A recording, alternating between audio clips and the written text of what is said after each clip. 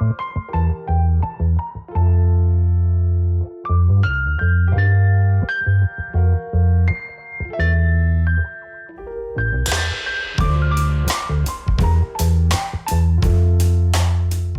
you for joining us. Even though it's hard to come together because of the Day of Action, we've been going a lot of trauma, and we have moms who lost their son on the event, and also we have the young person who are survived from the gun violence. And I just want to say welcome everyone for joining us, and Atta here, who will be doing a land acknowledgement. Hello everyone, can you all hear me okay? Yep. Hello? Yes, we could hear you, Atta, if you could remove your mask. Okay. My name is Atta. I'll be giving the land acknowledgement today, so we'll just get started right away. We acknowledge the land that we are meeting on today is the traditional territory of many nations, including the Mississaugas of the Credit, the Anishinaabe, the Chippewa, the Haudenosaunee, and the Wendat peoples, and is now home to many diverse First Nations, Inuit, and Métis peoples. I also acknowledge that Toronto is covered by Treaty 13 signed with the Mississaugas of the Credit. Thank you, Atta. I just want to acknowledge as well the organizer spending a lot of time in the evening, late night. I just want to call their names. I don't have a word to describe and to thank them as well, and how we, all of them, how dedicated they are. And I want to say thank you to Hajja, who is a part of Mother's Peace and also co-chair of Mother's Peace as well. And I want to say thank you also, Ines, working tirelessly with the safety table, and also co-chair both table Mother's Peace on the safety as well. My brother, who's tirelessly working, and you know him as a Zero Gun Violence founder, working and tirelessly as well in East West. You will see him on the media all the time. Samit from Canadian Heritage Center as well. She's representing Canadian Harar Women Association. Sarah, you know her wearing so many hats, but tonight she is specifically and wearing as a co-chair for Black Community Consultant Committee with TBS. And I want to thank her for passion and compassion that she has for what she does for the community and for broader community also. Abdulwasi through IHMS. He is representing IHMS also international media for Harare as well. Mark from the Center for Community Learning and Development. And he is IT behind all of our troubleshoots. And I want to say thank you, Mark. Tisha will be joining us from Manager Housing and Support, YWCA as well. And we have moms also lost their son from the gun violence. We have Manhal from Regent Park. We have other shepherds from East Side, Angela Thomas as well from West. These moms who are courage, and I see and I hear and listen to their stories. You will have a chance to listen and hear their stories as well. And this is why we do what we do as well. And still they are mourning and they are still grieving as well. And also my brother Salwan Peter, who are a criminal human rights lawyer, we are privileged to have him in here answering the call. And I see tirelessly in which way we could get a part. And also he's vice president of Toronto Center for Community Learning and Development. We have Toronto Police Deputy Chief Peter Wan on the call as well. And Tiffany, she will be joining us a bit late and she's on the road. She's a former TDSP trustee. I have one more person, young person, I need to acknowledge. Also, he survived from the gun violence. Aaron Greaves are here as well. And I just want to thank you. It takes so much courage to come on this call and to be a part of and to be amplified and tell your stories. And it's unfortunate we have to get together on this the day of action, but it's so important as well. And all of us take to make a change. Whatever that we are doing, it hurts. We could hear you, we could grieve with you. And I wanna say thank you, all of you guys. I know what it takes to come, and I've been seeing and witnessing closely, working with the mom who lost their son in the community, and it takes a lot out of them to be here. And I just wanna say thank you and acknowledging that we hear you, we see you, we care, that's why we are here. And this is a day of action. We couldn't stop here. We will be continuing what we're supposed to be doing. Unfortunately, and the gun is illegal to own in Canada, but it's in our community and in everywhere. And I've been getting a text that I've been intimidated by what I'm supposed to be doing here. I got text while we are in the meeting that unfortunate. And I forward that text to my brother, Salwan Peter. He said, what you are doing is right things. That's why means you got impacts. That's why you are getting unfortunate text message that I got last night. We will continue to work and other country overcome this kind of challenge. I believe, and we will overcome this kind of challenge that we are in the mess. So I just want to thank you again. Thank you all for joining us. Okay, so you're gonna go ahead and play the video. We're gonna start with the video. Okay, 1 second. Yep.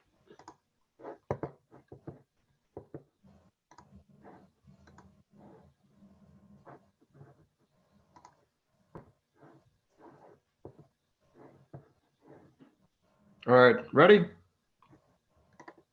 Hello, my name is Odette Shepherd, and my only child, Justin, was murdered at the age of 19 in the city of Toronto. Justin's murder has never been solved. That child was the best thing that ever happened to me. He was my breath, he was my everything. And when Justin died, when he was murdered, it just, the best part of me was gone and has never been the same. I have learned that grief is not an event, it's a journey. And it's a very tough journey. So when you ask what effect it had on my life, I have no words. I really have no words. And it also had a ripple effect, not only on the rest of my family, but also on an entire community. So when I think about changes, what needs to be changed in this city, I believe it's multifaceted. There's so much to be changed because our village is broken and it has very devastating results subsequently. So how do you eat an elephant? One bite at a time. So if you ask me for one thing that I would like to see changed, I would like to see more efforts and focus on prevention. Because we have made exponential advances in technology. So I believe that it's important that the government and law enforcement utilize technology and be more proactive in preventing violence before it happens. It seems like the criminals are always one step ahead, and the police and law enforcement are just playing catch up all the time. So it's important for us to prevent things before it happens, because if they eventually caught the perpetrators, if they eventually caught, it's too late. Somebody's child is already dead if they ever get caught. And so that's my one change that I would think would be so important. There's too much Too much blood crying out from the ground, crying out for justice, justice that never comes because justice delayed is justice denied. Thank you so much for your time. Hi, my name is Angela. I lost my son this year to gun violence. Some may say, well, maybe he was involved and maybe whatever, it doesn't matter. The point of the matter is he got marginalized since he was in school. Teachers trying to change his curriculum, trying to not give him the time of day when he was taught at home, knew his work, knew everything. Everything was a waste of time. Even I remember him telling me as in his later teens, he says, I tell the truth and they still throw the book at me. And that's when I think he still couldn't accept and believe the fact that he was that there is such a word as racism. I recall that poverty can also be a really, really bad thing, because had we had the money to afford a proper lawyer, he would have never been in the system, he would have never been charged, he would have never been left to experience the things he experienced. However, imagine keeping your child for almost 2 years so that they can charge him as an adult. Every time I heard about money, funding, programming, I made sure I called and I told him, ask your worker for this, ask your worker for that, but he would never get it. The bottom line is I left a very promising Bay Street job, medical background, to get into social work because I saw not just my son, but other Black and minority kids, and not immigrants, kids that were born right here, being not given the opportunity that others were being given. As far as I'm concerned, there was a lot of institutionalized racism and things like that. Every time I would ask him, are they giving you training? Are they doing this? No. They say they don't know how long I'll be here for, so they're not going to waste time and money on him. These are the things that a lot of our young Black and ethnic minority youths were experiencing. Imagine coming out of the system and not being able to get anything done for you, while your white counterparts are getting everything there is. However, it has to stop. So I've been very active. I've been continuing to do a lot of this work with young people and parents to let them know, don't sit down and take this quietly. It has to stop. And it's a pity that some of us had to lose our children for others to take notice of it. We need to change the system, and it has to start from in school, and it has to start with the justice system. Thank you. Hello, my name is Aaron Greaves. First and foremost, just to introduce myself, I used to cause trouble back in the day. I was actually convicted for a firearm when almost 10 years ago. Now that I changed my life around, I went back to school to do community and justice services. I graduated and it's been amazing. I've just been on this journey, and now I work with Hope. It's helping offenders on probation excel. I work with Eddie Martinez. I'm part of the Young Street Mission team, and I bring this personal experiences that I have and my journey to the team and try to help our youth, turn their life around and escape from gun violence and gun crime. So I've been affected by an incident in my life with gun violence. I've been shot myself.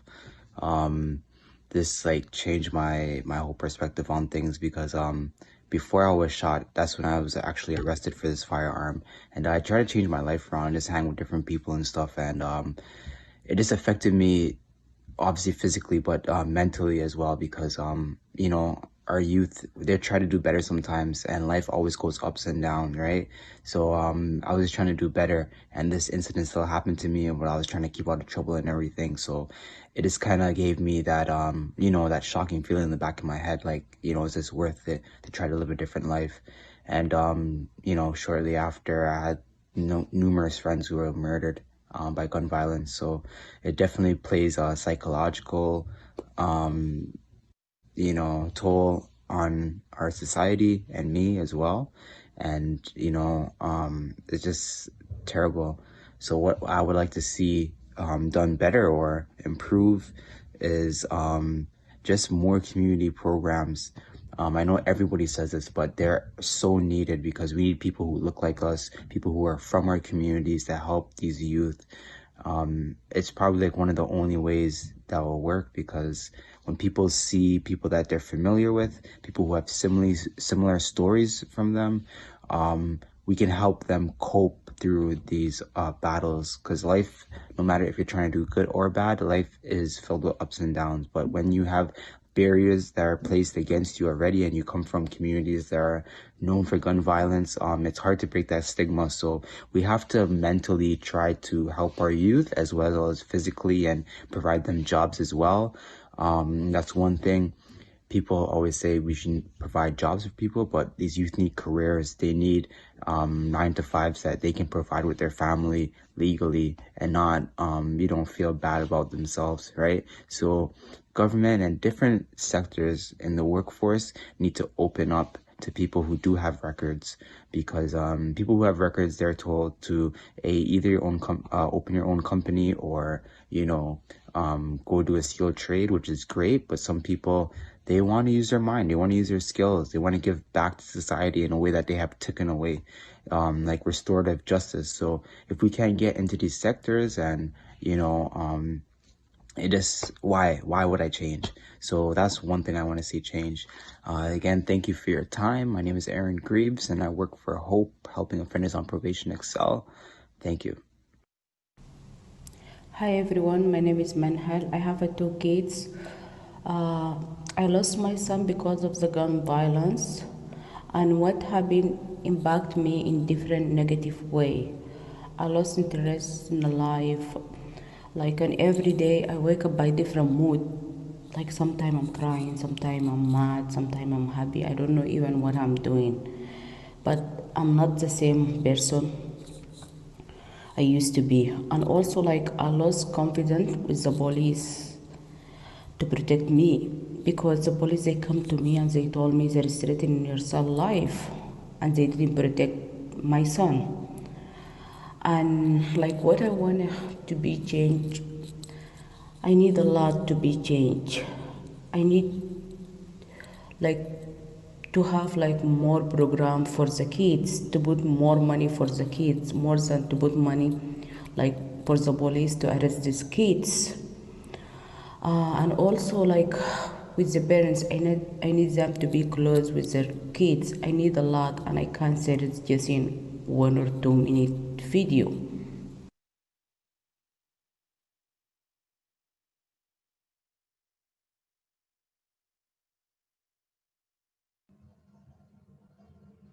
Wow. Okay. Thank you.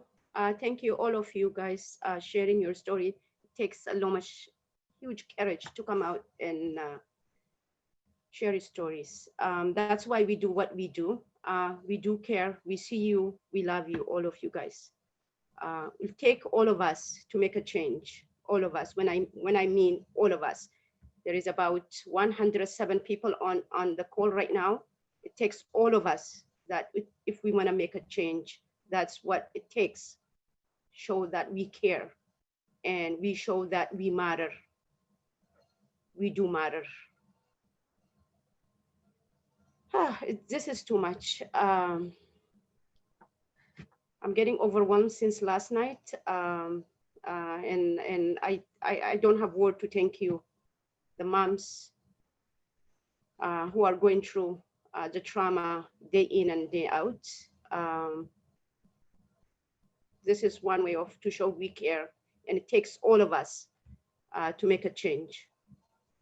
I just want to go ahead and do the question and answer.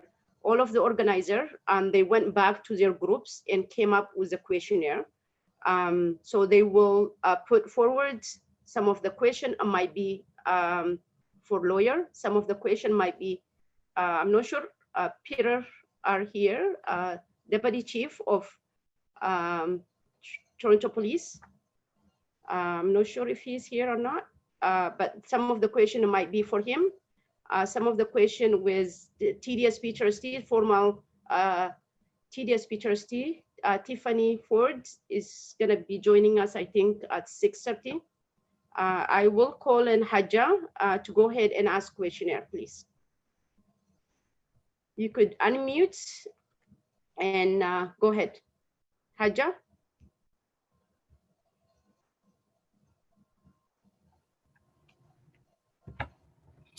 Hello, everybody. Welcome. Okay, the first question is, can you hear me? Yes. Okay. The first question is, how do you measure the de-escalation training that was part of the TPS mental health and addiction strategy?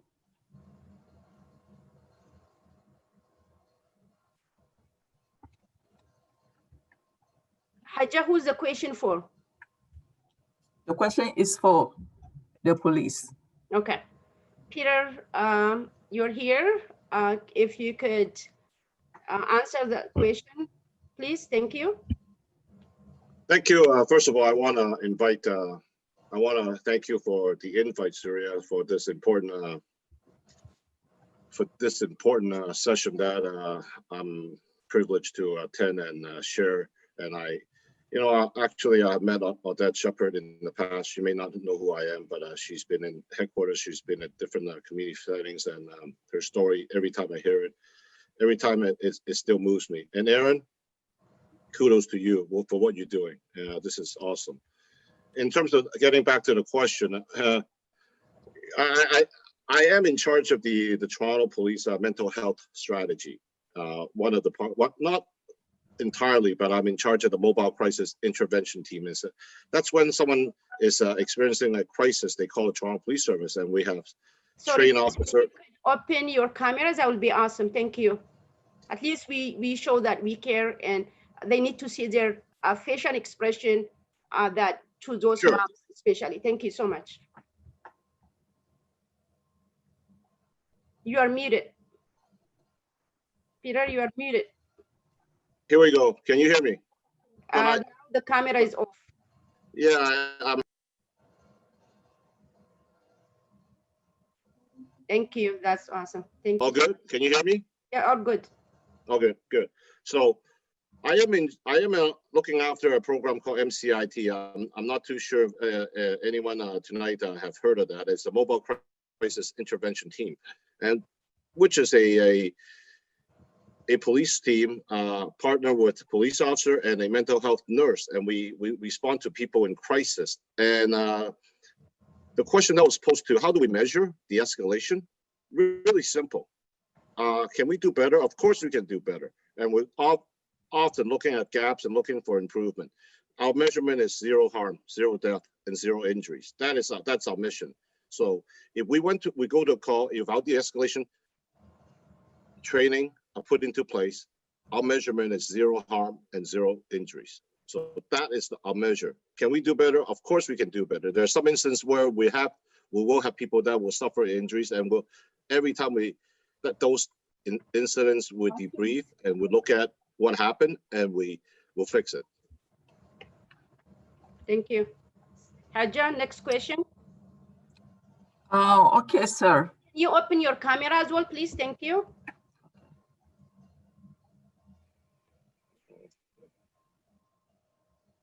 Okay, sir.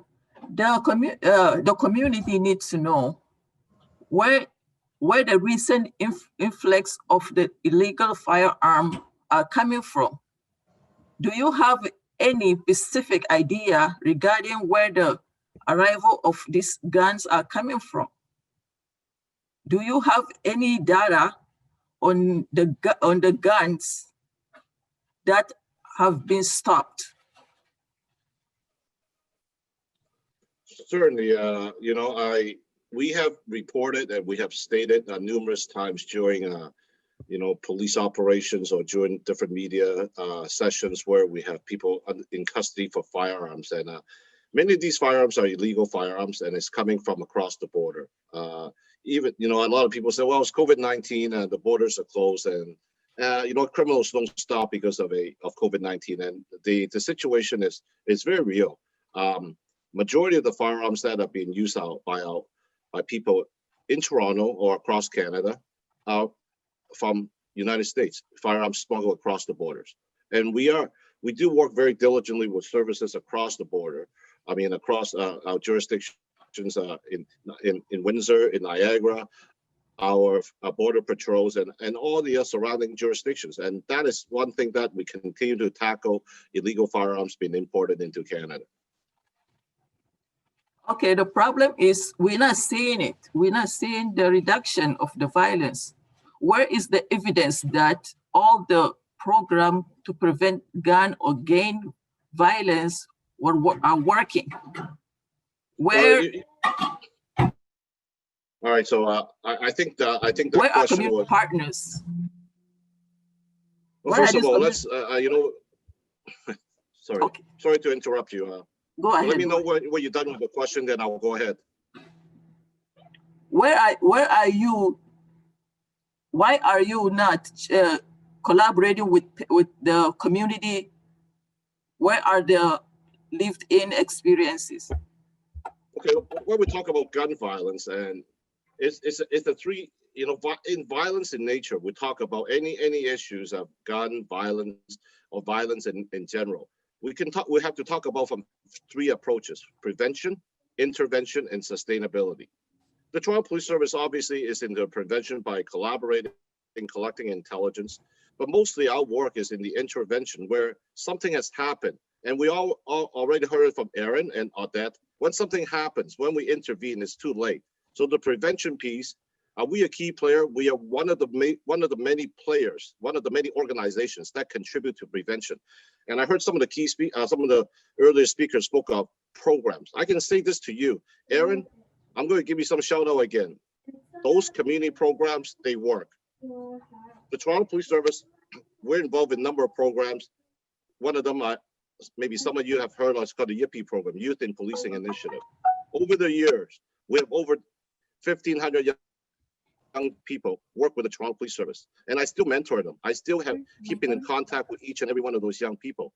And I can tell you, programs do work, but programs, the funding doesn't come from the Toronto Police Service. It has to be a three-level approach from different levels of government, putting an honest effort and a focused effort into the prevention. And the Toronto Police Service certainly is a part of that important step in the prevention piece.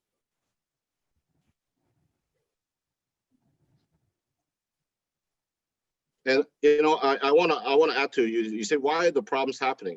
And here, we're not here to point fingers. Our job is not to create laws. We're there to enforce laws. There are laws that are created, and our job is, when we don't legislate law, we don't create legislations. We police, we enforce the laws. And once the person is apprehended, we put them before the justice system. And you've often heard my chief of police or other chiefs of police saying our justice system may need an overhaul, may need some attention.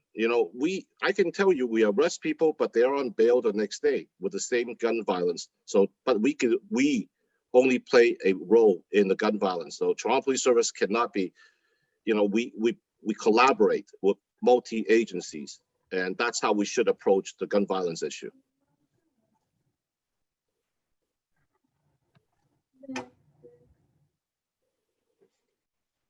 So thank you, Haja. Thank you, Peter. And if we have, maybe I'm gonna call Sami. Do you have any questionnaire for TPS? Samit?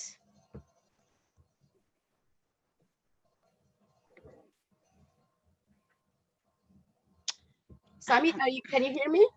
Yes, I can hear you. Hello, okay. Good evening, If you have everyone. a questionnaire for Peter, please go ahead and ask one question at a time. Thank you. Absolutely. Good afternoon, everyone.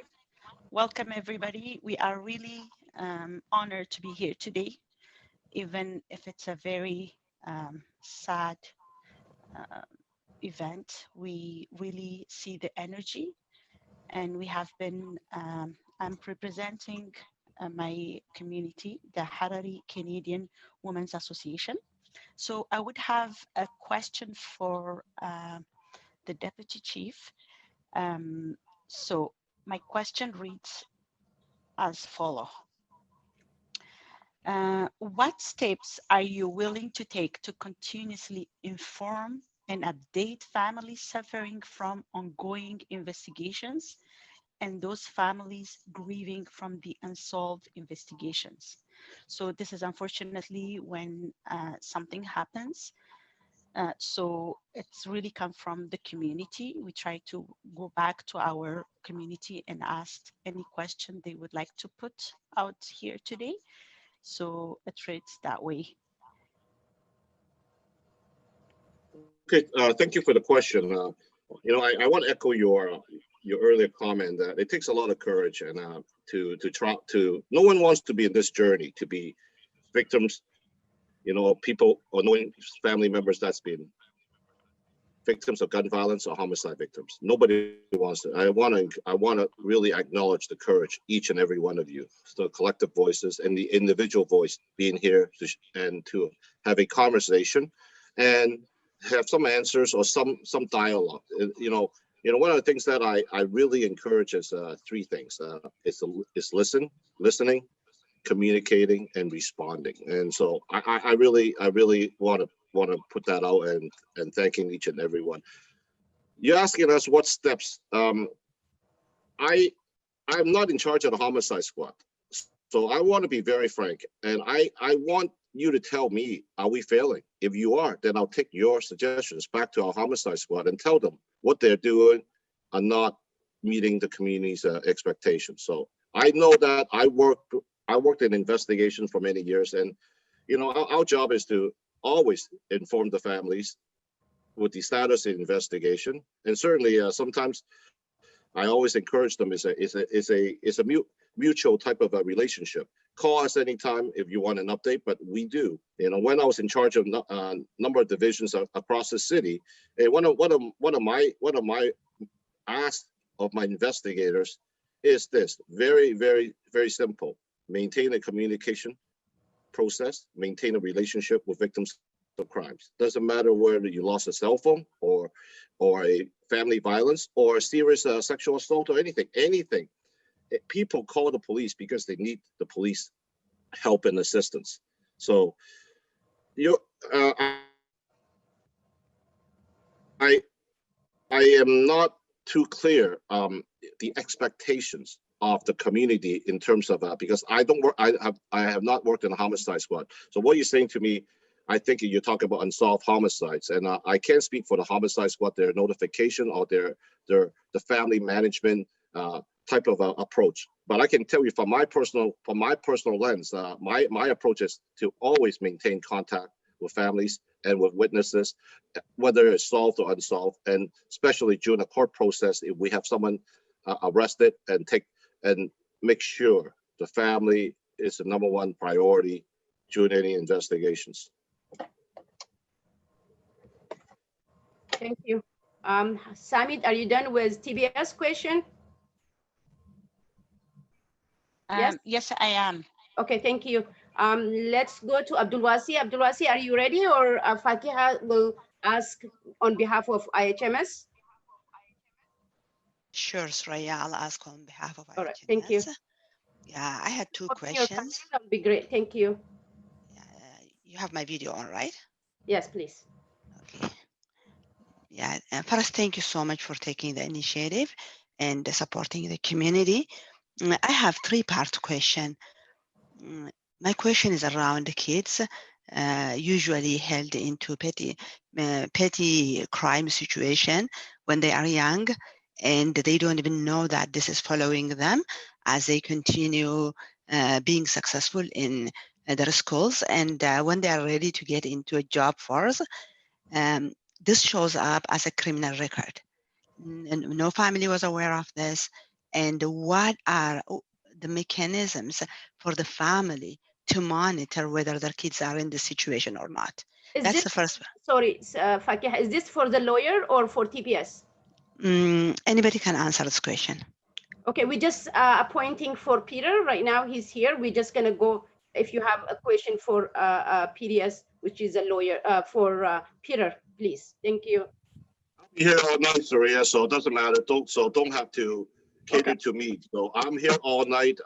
This is an important, and I just want to mention that my colleague, Superintendent Peter Morera, who is in charge of 51 Division, I'll tell you something. We put Peter back in 51 because Peter started his career in 51 Division, and he cares so much about this community. I know he cares, and I know some of you sharing this space tonight know Superintendent Morera. So he's here to listening to some of the concerns, some of the voices, and some of the narratives. So I just want to acknowledge the presence of Superintendent Morera here tonight. Yeah, thank you. And also, this is the collective groups. People are here from east, west, and north and south. I just want to also to put that. And I do acknowledge he's an amazing guy, but the questionnaire is coming from throughout the city who are care deeply about the gun violence as well. Thank you. So Ines, do you want to go next?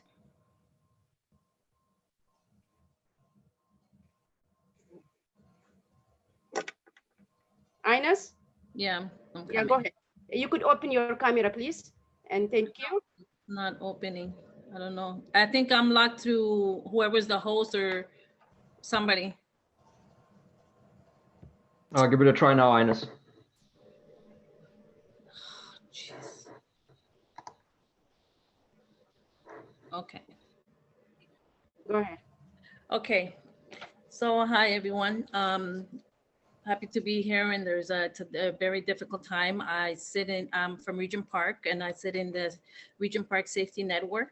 We do a lot of work in our community, and my question is, why are low-income communities often targeted for mishandling police conduct? This is for TPS. TPS. Yeah. Thank you, Peter. Thank you for the question. I need to have a little bit more understanding the genesis and the question is being asked. You're asking a question where there are more police misconduct in low income areas. Is that what you're asking me? In poor neighborhood areas, yes. Where do you get that basis on?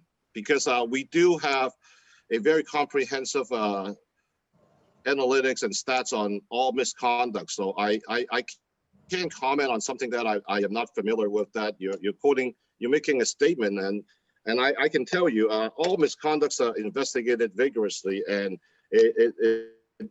their misconduct been taking place. And I said it earlier that the Toronto Police is not perfect, far from perfect, and we have officers that commit misconduct, and it happens in all areas and with all socioeconomic class in different classes. So until I get a little bit more understanding the basis of your statement, I cannot respond to that properly with that context. Okay, so if you're saying that you cannot give me a proper answer, so if you're saying that we're working together in collaboration, why not then? You were just talking about the super from 51 Division. Where is the support of having a 51 Division here in this community, around in this community, but there is no residents' involvement in the committees or meetings that they have? So how are you supposed to work together with community members when you don't know, or they don't know what's going on and what's happening?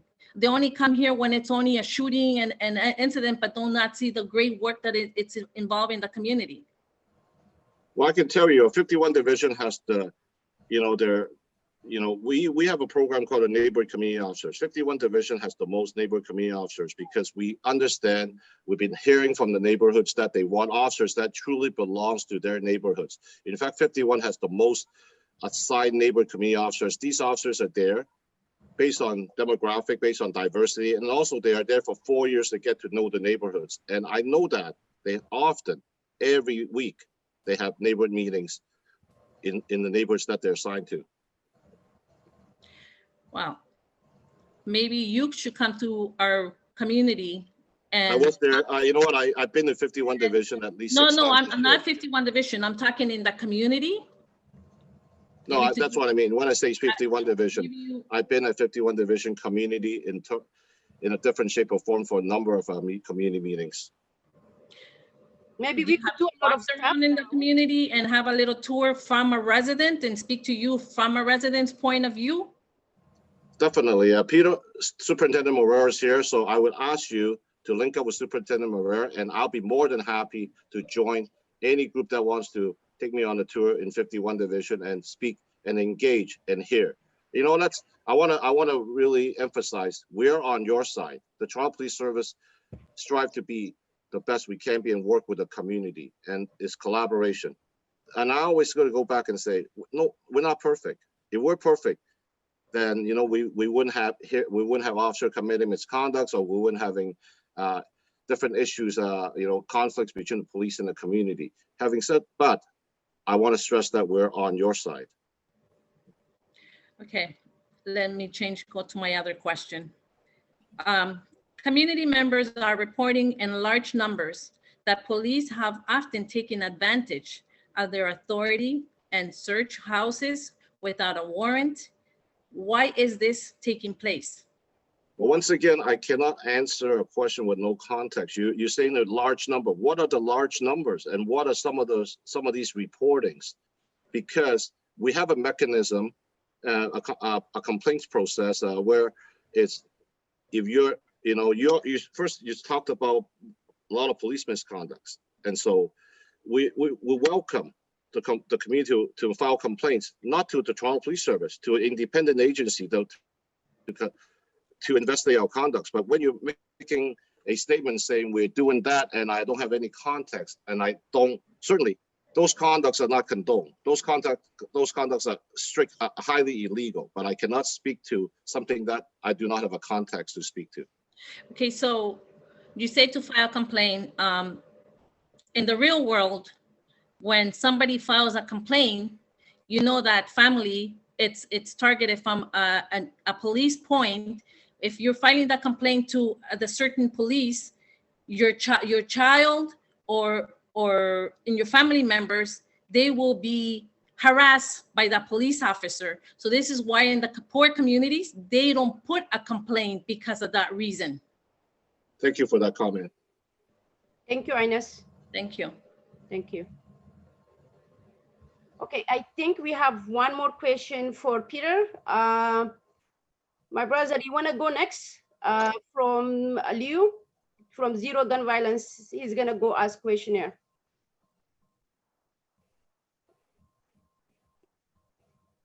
Can you hear us? I can hear you, but I can't see you. Okay, you could turn on your camera. Oh, no, set me free. I'm trying to, but I was not allowed to turn my camera on. Okay, so Mark will. Sorry, Louis, 1 sec. I'm going to fix it for you. Hey. You let me know when. Okay, so go ahead. Go ahead. Actually, sorry, give me 20 seconds.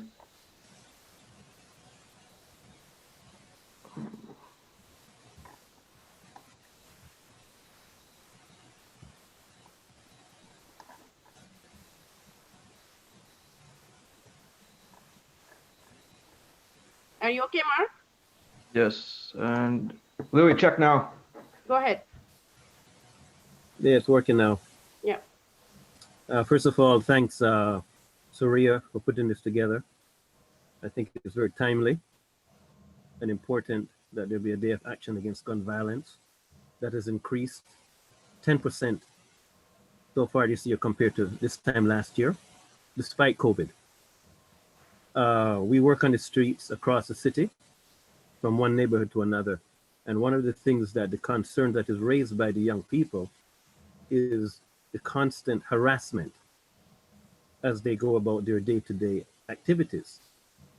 So they go to a program, they go in home, they're stuck. They go to school, they come in home, they're stuck. And it seems as though it's a revolving door, a cycle. And it doesn't do much to improve the relationship between police and community when young people think that they're still being targeted. They can't file official complaints because they feel there's going to be repercussions from doing it. so they keep it to themselves. But they speak to their friends and they speak to their family. I So got stopped by the police again. this is a question for Peter. Yeah, so the question to Peter is, how do you monitor the stops of young people on the streets of Toronto? Is there a report that says how many stops? How do you monitor it? Because the young people are saying one thing and the police are saying another thing. It's not that carding is official, but they're still being stopped without any reason. And it seems as though some of them are being stopped numerous times to the point where it's become normal for them. So that is my question to Peter and to the police apparatus. It doesn't do any good for either one of us. And these kids are intimidated by the police. They're bullied by the police because the police know that they're not going to speak up for fear of retribution. So my question is, what do you have in place to monitor that type of activity? And what do you have in place to eradicate it? Because we want to feel that our young people can walk on the streets and not be harassed by the police on a regular basis. Thank you. And one other thing too, and I don't have any reason to hold back because we're in a crisis mode. When black kids are walking down the street, they are in fear. When white people are walking down the street, they're not stopped.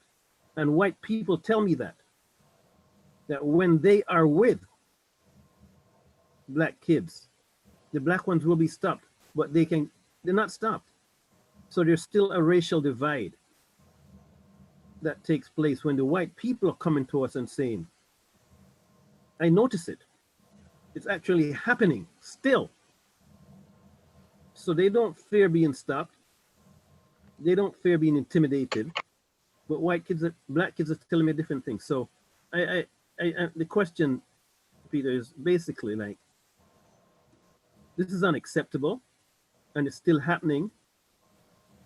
And you must have some mechanism in place to address it, because the young people are not going to come up publicly and say this is going on because they fear the police are going to come back at them in some way, shape, or form. So this is my question. Thank you so much. Thank you, Louis. You know, I've seen you on TV and I've seen you around, and thank you for the passion. Thank you for the passion to speaking up. And certainly I want to say this. I acknowledge racism exists. You know, I'm not a young black male.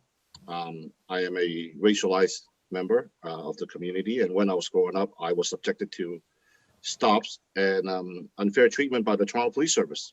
And it still exists. It still exists. And I want to once again acknowledge your passion and speaking up for the young people. What mechanism you asked me to have in place? We look at our officers' memo books. We look at our officers' day-to-day occurrences. And obviously that's not enough. I think one thing that it can be stopped is for you to champion for the young kids, or you and people from the community, and have a conversation with us and say, this got to stop. So, and you're saying this to me. And Louis, I know in a short little next 30 seconds, you and I are not going to get to a resolution, but I want to meet with you and speak with you face to face, Peter and Louis, and let's start from there. I always want to sit down with any groups, any organization, especially when we can make this city better, and when we can better even the day-to-day activity of young black males or young black adults moving freely in this city. I want to have that conversation.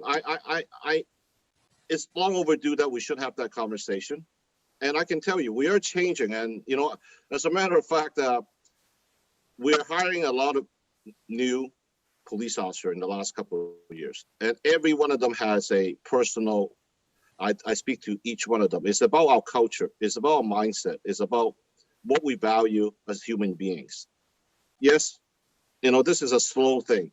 Certainly we can use penalties to penalize them. Certainly that's what we use. And we have our professional standards. We have our complaint systems. But I do understand people don't want to speak up. but I want really to work for a collaborative approach. And I really want to, Louis, if you're willing, I want to sit down with you and to have that conversation and see if we can make some meaningful changes. I want to join you as well. Anyone can join me. I Yeah. have that passion. I'll say this to you. It's not right. It wasn't right. You know, I recall an incident. I used to have a black friend that lived in Regent Park. And I grew up in Oakwood and Vaughan. I went and visited my friend in Regent Park. I took the bus, the Dundas streetcar. And when I was waiting to go home, 2 police officers stopped me and asked me what I was doing there. You know, that still resonates with me. And I'm not giving you each and every you a story to make your eyes wet. I don't need that, because these things are real. My son still goes out and gets stopped, and we're not even young, and we're not black families. I understand what you're saying. I still go home and I still get pulled over at this age. I'm an old man and I still ask what am I doing? So I want that conversation. I think we need to have that conversation. And I want to bring the young people there. You know what? I'm very open to having a very honest, candid conversation and to come to some consensus what we can do collectively together. Hi. Please speak up. Hello. My name is Mary Williams, and I would like to be a part of that conversation with you and the rest of the people that asked to be a part of it. So Surya, or Selwyn, could you? I would ask you, I'm going to type in my. I'm going to send my email address on the chat, and please. So please, Peter, stick around. We will have a lot of questions that I think it's better also to hear those questionnaires. The questionnaire is for a lawyer, but still you could be informed, and we are here together on this. Please stick around. And the next question is for a lawyer, Peter Salwa. So Ines, do you want to go first for Peter? For the lawyer, Salwan Peter, please. Yes. Okay, so my first question is, what can lawyer and government officers do to ensure that officers who are not held accountable for their actions toward those in the community are held responsible going forward? Thank you, Ines. This is for Salwan Peter. Salwan, are you there? Me. Yeah, thank you. Am I on? Yes, I am. Let me fix my view. Good evening. In terms of, if we're looking at policing and the issues that Inez is speaking about, police misconduct, there are several avenues to deal with police misconduct. The first thing, and Inez is speaking in the context of Regent Park. So let's focus, for example, if the misconduct is occurring in 51 Division. One of the things that a resident can do is they can reach out to the superintendent of the division, Peter Marrero, or they can reach out to one of the senior officers or the staff sergeant in respect to that misconduct. In terms of the things that lawyers can do, lawyers can deal with these things on a formal level or an informal level. For example, last week, there were a group of kids that were stopped at Paint Box, and they wanted an explanation from the police. And one of the youngsters had my number and called me. And so I was able to speak to the sergeant on the scene and get some information to pass on to the kid. And by speaking to the sergeant on the scene and the young person there and staying on the phone, it was able to de-escalate the situation rather than ramp it up. But in terms of formal mechanisms to deal with issues involving the police, there's the Office of Independent Police Director, OIPRD, and that's an office established under Part 5 of the Police Services Act that deals with code of conduct violations involving police officers. So if a police officer is uncivil to you, if a police officer arrests you without justification, if a police officer does anything that breaches a routine order issued by a chief of police, or their standing orders, or the Police Services Act, or any other law, you can file a complaint with the OIPRD. There's the human rights system as well.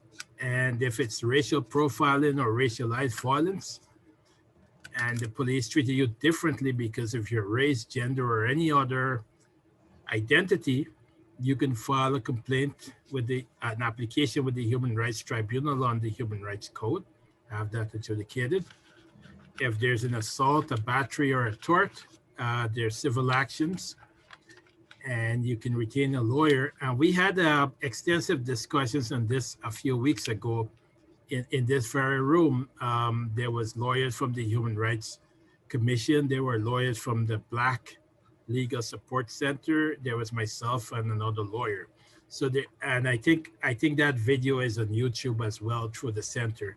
So there's a panoply of resources available so that persons are held accountable for their acts and their omissions in their interactions with citizens. But I think I would be remiss if I don't say this. The police, I know their calls, I know there's a lot of stress in 2020, and there are calls to defund the police, to abolish the police, and to do all these kind of things in respect to the police. That's not going to happen. Our society, in terms of maintaining law and order, has to have a system in place. And the system in place is the police. And so it's important. And that's why they're in dialogues like this is important. Dialoguing with the police, robust questioning of the police, as we saw earlier with the questioners, with the deputy chief.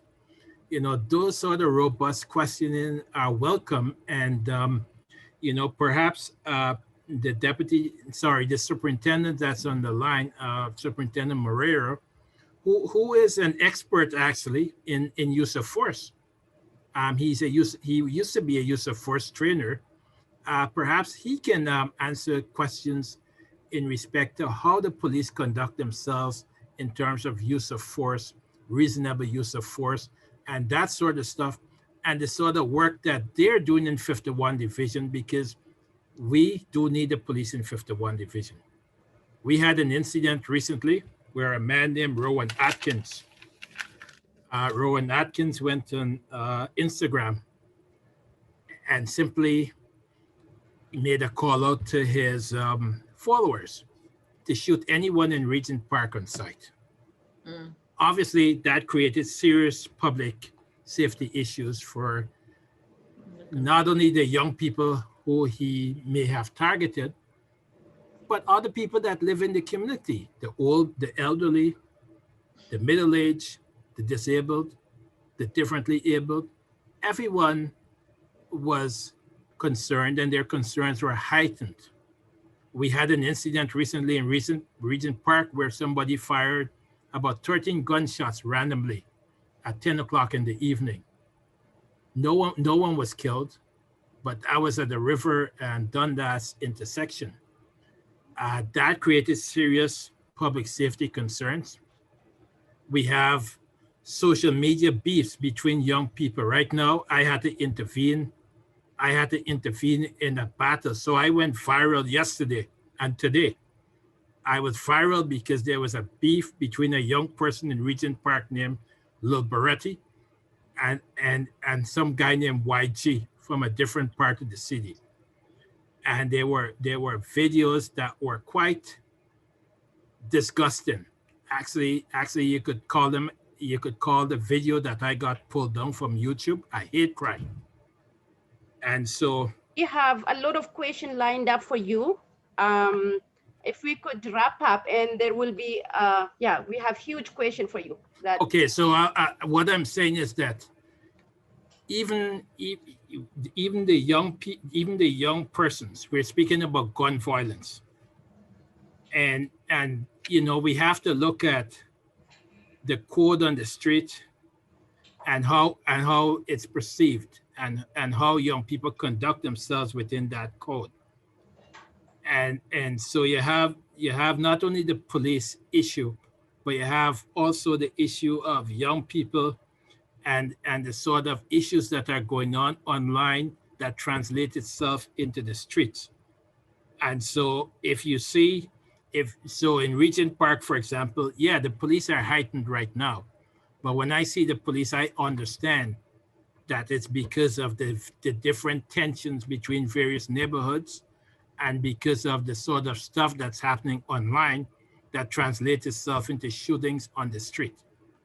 And I think, and I think what my view is the police should be upfront with the community with these matters to say, look, we're seeing what's going on online. We're getting these intelligence, their public safety concerns.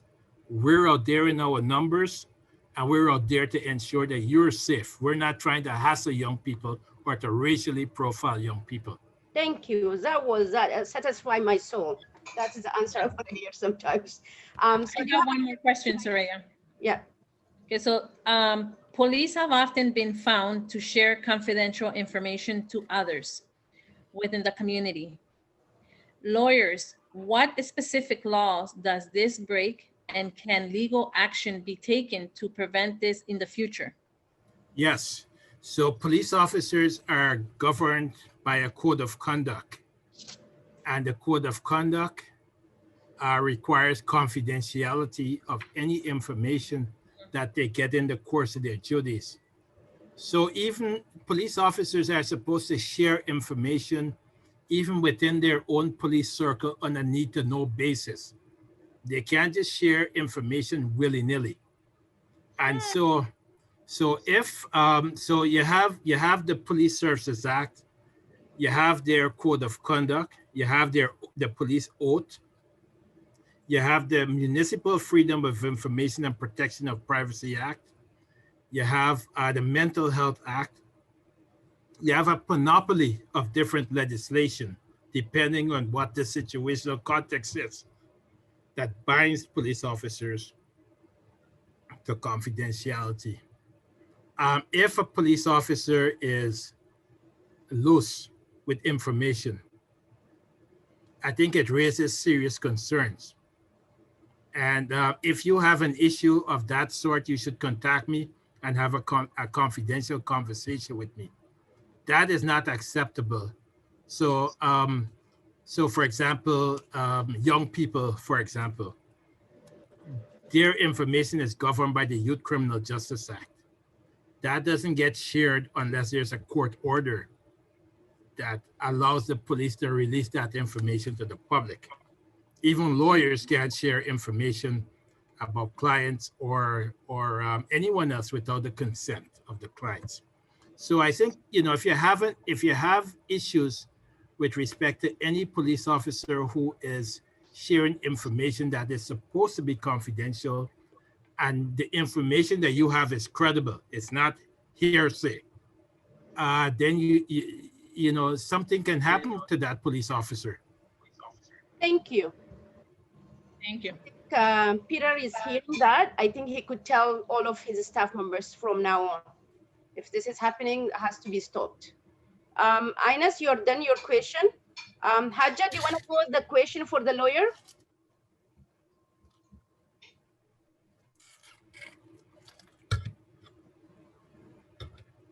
Okay, so Abdulwasi, do you want to go next? The question for lawyer.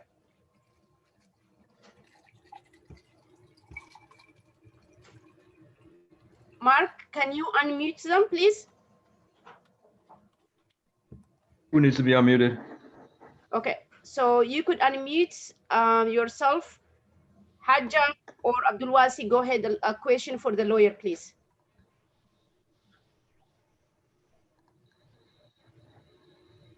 Haja, are you there? Okay, Abdulwasi, can Fatiha Yeah, go on behalf of you? yeah. Or Where is this? Go ahead, Abdul. I think your video, you got a message to start your video. it's okay, Haja is on. I don't have question for the lawyers right yet. Okay, okay, that's fine. Abdulwasi, go ahead. Yeah.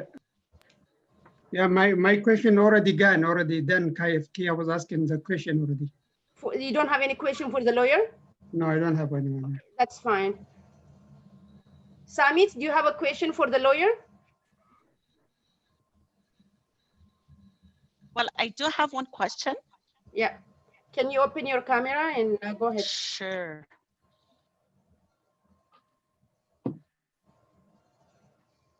Okay. My question is in regard of the current time that we are all living in, the COVID. So it would be to ask the lawyer if any laws has been changed due to COVID-19 as pertaining to gun laws and anti-Black racism. If there is any change. If not, I am asking why? Why not? With respect to anti-Black racism and what else? And gun laws. Gun laws? Yeah. So you're saying there's a nexus between anti-Black racism and gun violence, or anti-Black racism and gun laws? Yeah. And you're gonna have to provide the context to me, because are you speaking about gun violence amongst young people? So our question is really because we know how the gun violence has really augmented. It's about 10% due to the current crisis, the current time. So as we know, we have seen the rise, especially in our communities, which are, low-income community and among our young kids. So what we would like to know is there are a lot of laws that has been changed or shifted. And I would like to know if there is any gun law, if any law has been changed for the past 6 months in pertaining to the gun laws. No, there hasn't been any new federal legislation that deals with changes to the Firearm Act or the Criminal Code or any of those laws. Firearms are within the ambit of the federal jurisdiction. So the Parliament of Canada passes laws in respect to firearms, and municipal and Ontario provincial police and police across Canada enforces those laws. There hasn't been any changes in respect to the laws governing firearms within the past 6 months or within the past year. What you do have is you have the emergency EMCPA, Emergency Management and Civil Protection Act, that is in force right now to deal with this COVID crisis. And what the EMCA does through regulations, it has given different cities the powers to enact various states of emergency. And Toronto is still in a state of emergency because of COVID. We're not on a strict lockdown as you saw a few months ago. But for example, you saw the city passed a law or a regulation or a bylaw, sorry, that you must wear your mask. You must wear a mask if you're indoor, even if you're in the common spaces of your buildings.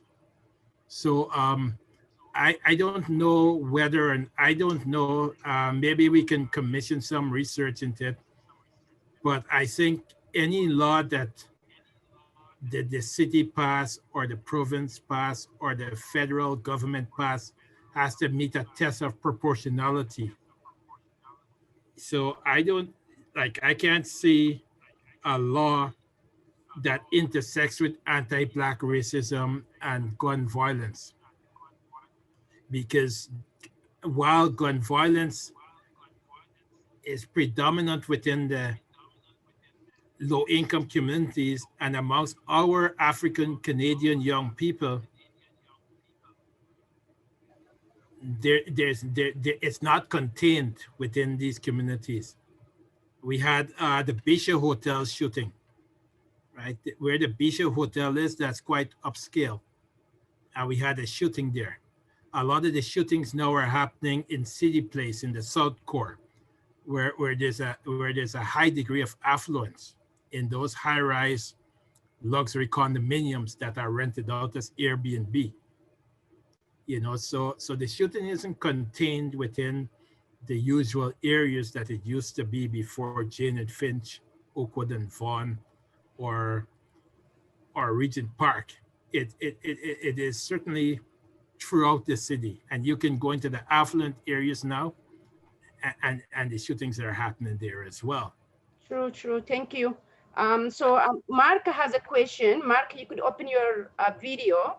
Actually, before I ask my question, I got one question from Mohammed Hadi. Mohammed. Sorry, Mark. All the questionnaires, Sarah will go over. Oh, okay. So sorry. One sec. We'll go over all of the questionnaire on the chats. We're just gonna finish from the organizer first. Okay, so I'm not sure who this question is going to go to. It might go to Deputy Chief Peter, or maybe Selvin can answer it.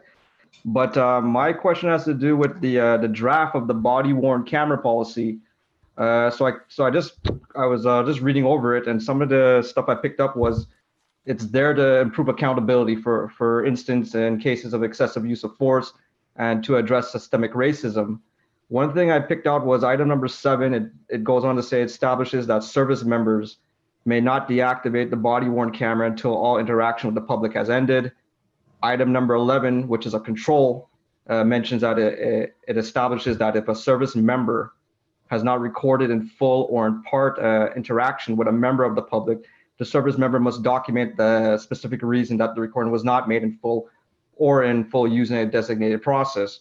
So there's a bunch. So I'm reading all these policies here, but one of the things I'm not picking up in, what are the repercussions for service members that if they break these policies, like what are the penalties that a service member will face? Mark, let me answer that for you. I think it's like anything else. Right now, currently, we have a police vehicle. What we call ICCS, in-car cameras. So anytime we stop the vehicle, we activate our emergency equipment, the in-car cameras on, and the officer must activate the in-car camera and the mic when they interact with the public.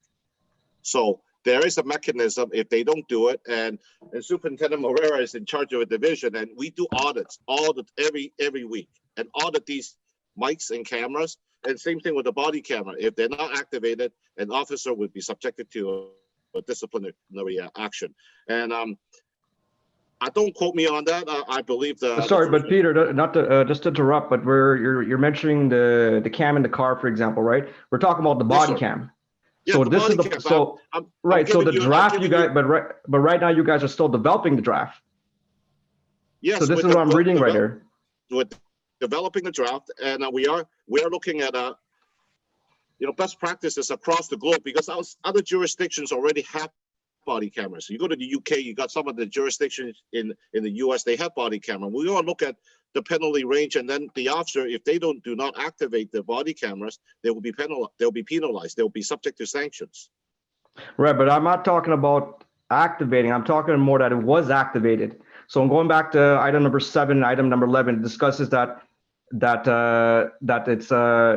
activated, and at some point the service member decides maybe they might just chuck it off them because they don't want nobody to see the interactions that's happening within the community, because essentially what they're going to do is commit a human rights violation. Well, that's for investigations, Mark. We cannot make those assumptions. And sometimes when we do when we deactivate the camera, maybe we're coming to a minor. Maybe there's a bona fide legal reason and someone can wait in. Maybe a minor comes in and we cannot record based on certain privacy issues. So we have to look at it from both lenses. From Right, but I'm legal, not okay. But the thing is, I'm not talking. a legal situation and an abuse situation. So we have to look at it from both lenses. And Right, but the thing is, we're not talking. The scope is not an invasion of privacy. We're not talking about that. We're talking about conduct that happens on in the street, the public, right? Okay, Mark, it's hard to have an argument. Sorry, yeah, it's all yours. It's all yours. Go ahead. Yes, you're saying we chuck it, and you automatically said that is a human rights abuse. I can't speak to that, whether that is or that isn't.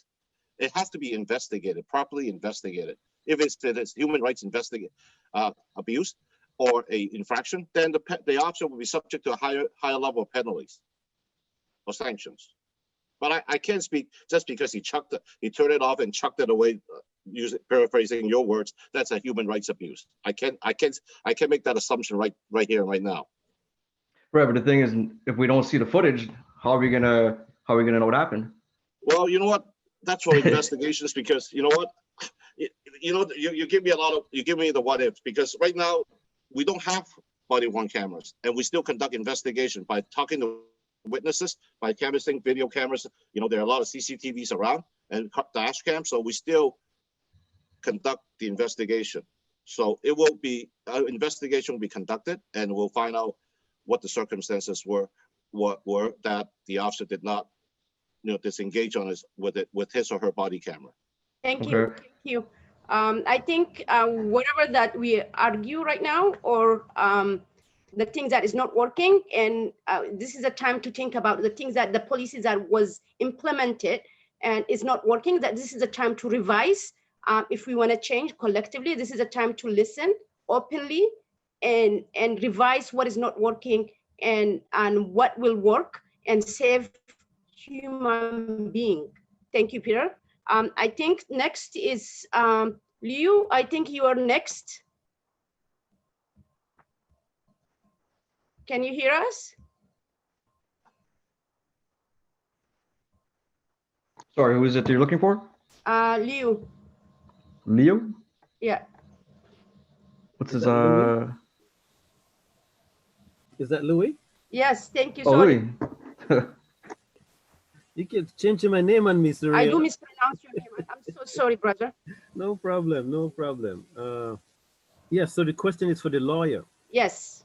Selwyn, what we're hearing a lot of is when young kids are arrested, there's multiple charges laid, and most of them can be argued in court. And it ends up, why don't you plead guilty on this charge? The sentence will be minimum, and we can move on. So the advice to these young people is plead guilty, even though it's going to go on your record and it's going to affect your future in many ways.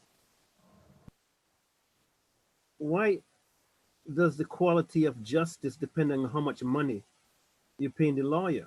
Because it seems as though the cases where this happens, they're normally legal aid cases, and they're normally young people. And a lot of young people are pleading to charges that could be fought in court, and they had a chance of winning. But it seems as though the easy way out is just plead for this one, and you'll get a record, but your sentence will be small. And these young people do not have the foresight to understand the long-term ramifications of doing this. So it seems as though the quality of justice depends on how much money you have in your pocket, and the people that are losing the most are the ones that need the most help. So I don't know, Selwyn, can you come? Well, that's not, am I on right now? Yes. You are, yeah, you are. Okay, so that's not always the case, because if you look at some of my most famous cases, those are cases with young people who do not have money at all. Those are young people who they're either legal aid funded or they're funded by no one at all. I use the cases pro bono. So it all depends on what the case is, who the lawyers are. So, you know, not every lawyer is the right lawyer for an individual's case. And, you know, you may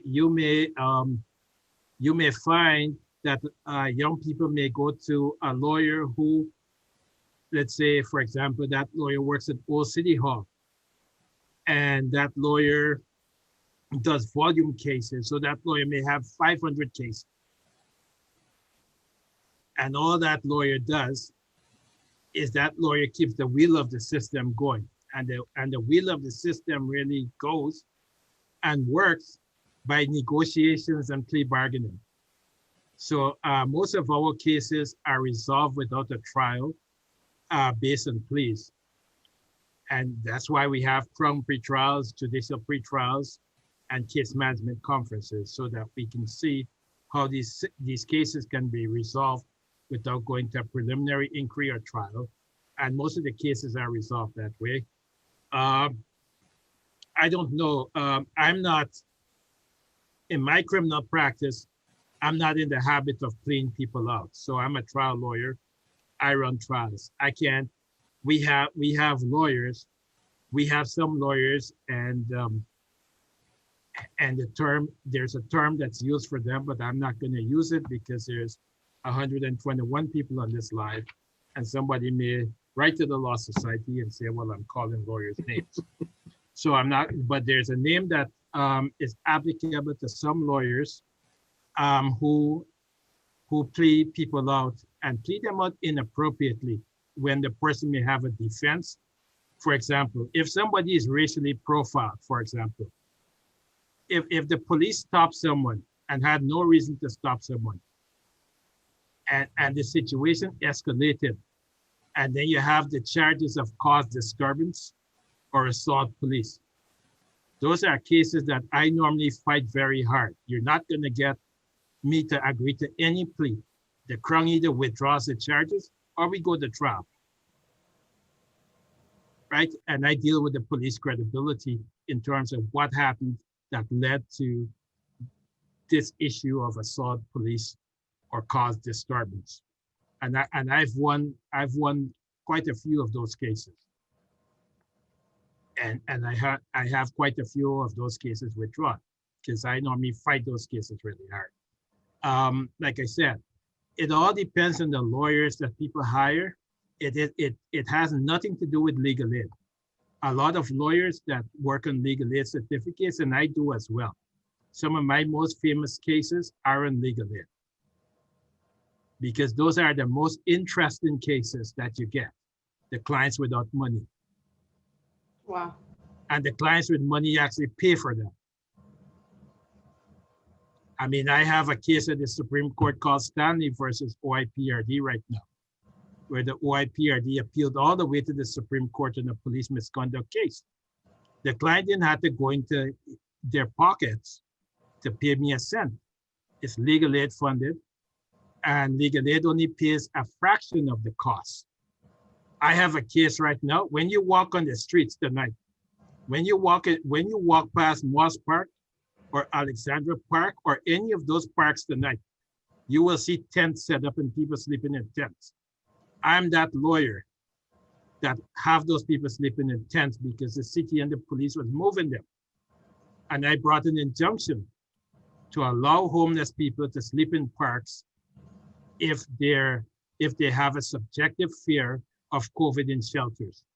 So I raise all those issues with you because it's not about money. It's about who you hire. Yep. And it's not even that you get what you pay for, it's who you hire. You have to research the lawyers. Not every lawyer is the right lawyer for your case. And if you hire a lawyer that simply is going to look at you as somebody who is a quick plea, be my guest. We see that all the time. Do you? Don't come to me complaining afterwards. Do your research. Thank you. Thank you what you do. And I'm grateful that you live in Regent Park. So I think you could stay there for TDSP trustee, formal TDSP trustee. I would say TDSP trustee, we don't have anybody right now. It says a lot about them. And we have former TDSP trustee right now that for education purposes, I don't think she will get any answer for the current situation that right now we are in. But go ahead and ask Tiffany. I think you have two questions for Tiffany. Go ahead, ask. Go ahead, brother. Oh, yeah. Yeah. So first of all, thanks, Tiffany, for being on the call. You've been close to the gun violence issue from a personal perspective. You've been close to the Toronto District School Board as a trustee. And I'm glad you're here because I trust your response will be from those perspectives. My question is, 80% of the people in the provincial jail system do not have a proper grade 8 education. That means they've not achieved their grade 8 academic requirements. There's something in the Toronto District School Board called the right to pass, where people will be transferred, students will be transferred from one grade to another, even though they did not achieve their academic requirements, because they fear that if their schoolmates go to the next grade and they do not go along with them because they're held back, it's going to be too traumatizing for them. So they don't pass them, they transfer them to the next grade. And they're supposed to set up a support system to help them catch up. But that support system involves work from the principal, the teacher, the parent, and the student. And they're seldom able to get those people together to work out a plan. So Johnny will be transferred from grade 3 to grade 4, from grade 4 to grade 5, from grade 5 to grade 6, and so on. We have a few questions for her. Can you go on the question, please? Yeah, so the question is, what can we do to get rid of the right to pass and ensure that when a grade 8 diploma is issued to a student, that is reflective of the fact that they achieved their academic requirements, can read and write properly, and are positioned to succeed at grade 9. Because, as I said at the beginning, you give people a false sense of security when you give them this diploma. They go to grade 9, they're not going to be able to manage. And as I said, 8 out of 10 of the population in the jail system in the provincial level cannot read or write properly, and that's factual. So Tiffany, can you answer those questions, please? If you could open your camera. Thank you.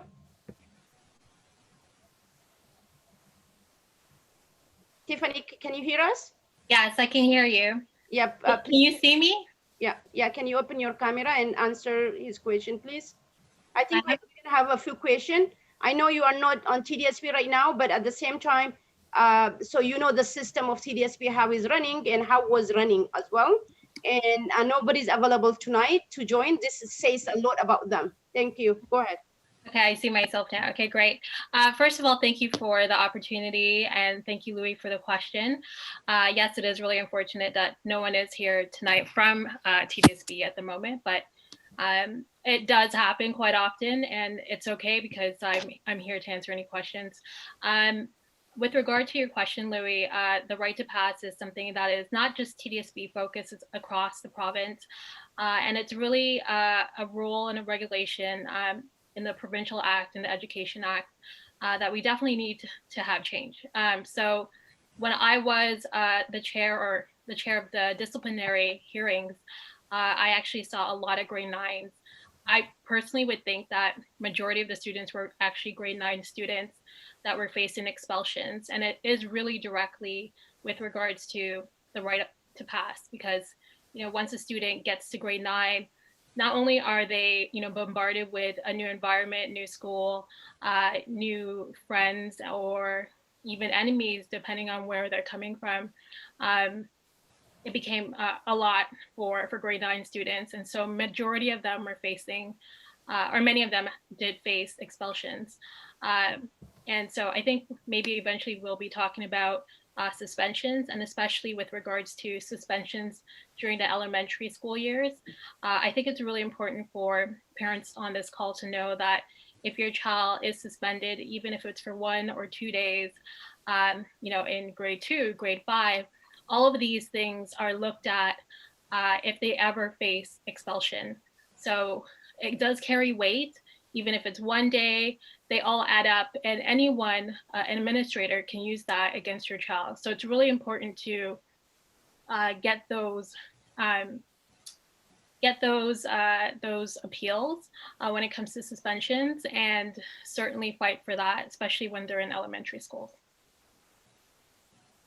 Thank you. In terms of the right to pass, right? Sorry. We know the trajectory. We call it the school to prison pipeline. Mm-hmm.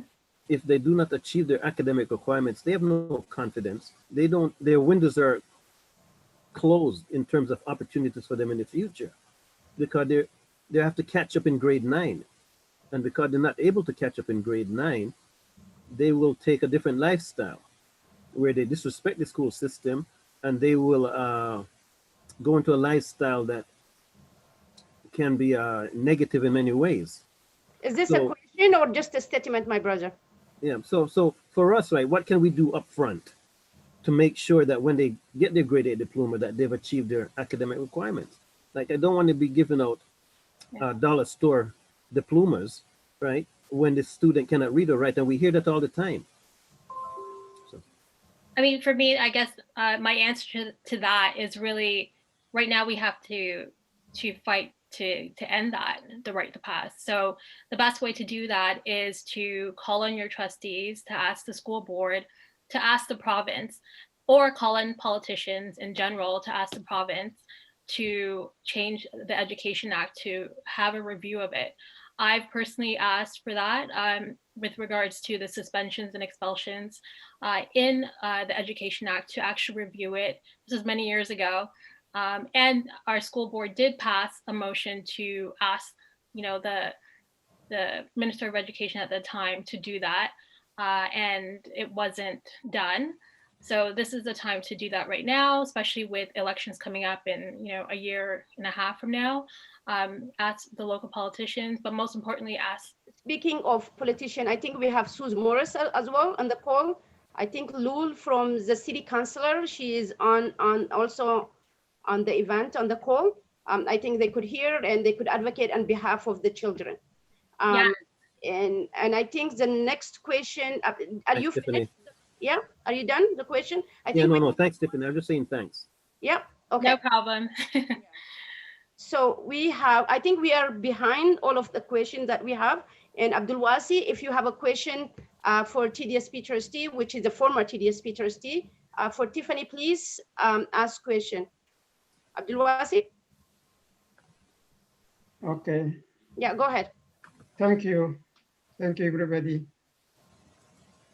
Thank you for organizing this kind of meeting for everybody's. What would you be your guidance to parent when it comes to identifying child's getting to interable? Sorry, can you just tell me the last part? I'm sorry, I'm just gonna repeat what he was saying. And what is your advice if you see, this is for the parents, what kind of advice can you give if your kids see that they are getting in trouble? Yes, okay, that's a great question.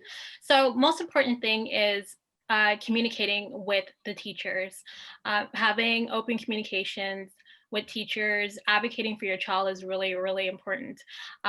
Teachers and administrators are definitely, and now it's a different story with COVID, of course, being, virtual or in person, but teachers are, they're busy with a lot of students. And if a parent's not necessarily reaching out, they tend to not communicate with a parent unless the child is not doing too well.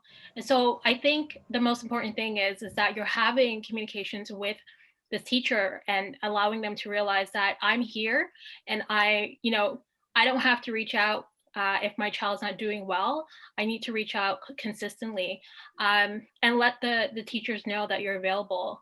But when it comes to the administrators, which is a different aspect, having open communications with administrators as well is really important, but you have to advocate for your child. And so if a teacher, an administrator, the principal is not speaking to you or not listening to you, you go to the next step. And the next step is to contact your area superintendent.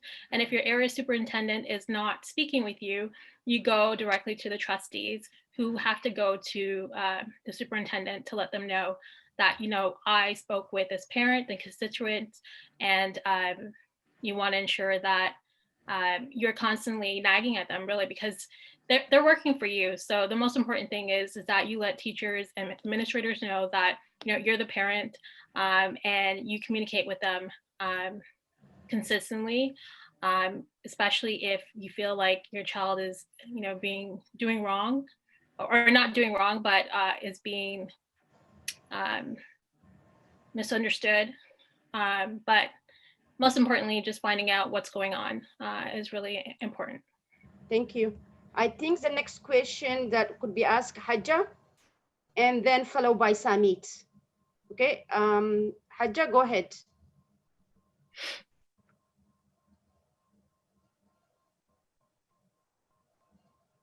Hajja, are you there, or Samit?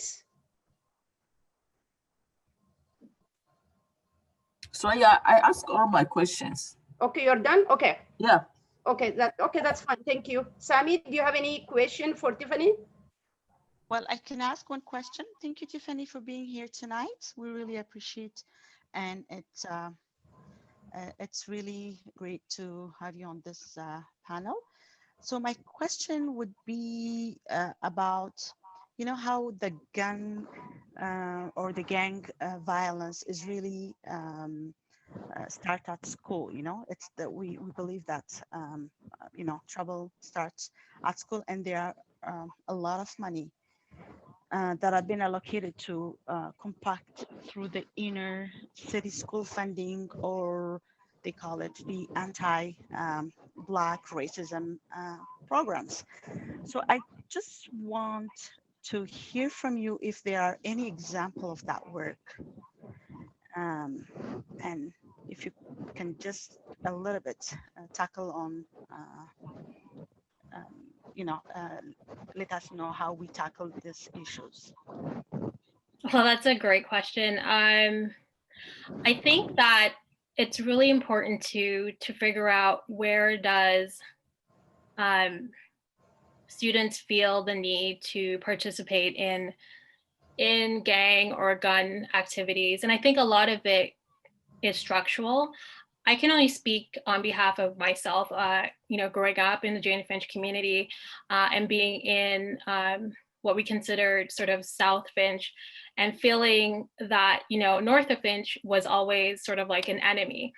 And it actually does play out in school. And I don't really talk about this either, but I actually felt the need to carry a knife when I was in, grade 7. And it was just sort of this, feeling of needing to do that because you would cross over different areas to get to school. And so that's my experience with sort of the cliquish idea of and wanting to carry a weapon for sort of protection. And so that's something that I actually resonated with when I was the chair of the disciplinary committee, and telling my fellow trustees about how, students that were caught with either, a weapon or a fake weapon, like a fake firearm, because they felt the need to protect themselves in case, while going to school, which is a safe place for them. I understood it. And so it wasn't necessarily because students, felt the need to participate in gang activities, but it was because sort of the neighborhood was perpetuating these types of social barriers that were actually constructed by media, stigma, and just, poverty and violence around in the neighborhood. And so the feeling of trying to be safe, especially if you're being jumped or someone knows you're from a different area within the same community. It's just something that is really real.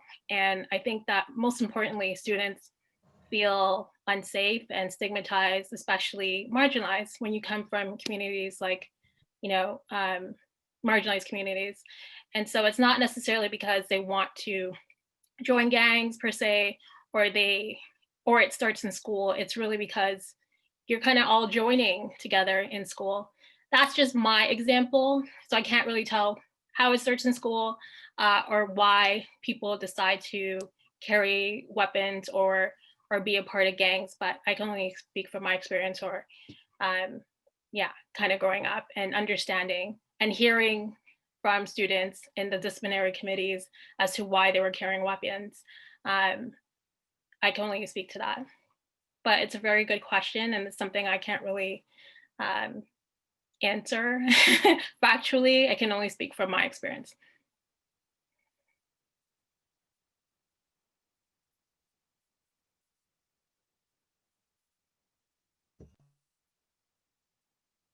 Sorry, Tiffany. I think will be next is Sarah. Sarah, go ahead. Sarah Ali, you could turn on your camera.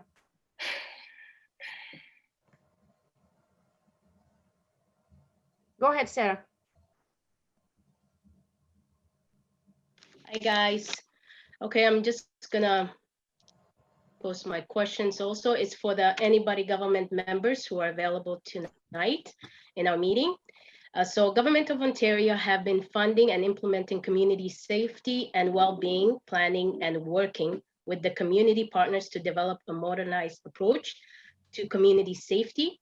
Where are the example of this work and how come we have not seen this trickling down to the community? And this is to any government officials. I think we have Suze Morris and maybe Suze, can you answer? Yes, no? I'm just putting you on the spot, sorry. So this is, just to repeat it again, this is the question that is the most that nobody wants to ask, is the elephant in the room. It's majority of the questionnaires from the chat and from the community has been asked.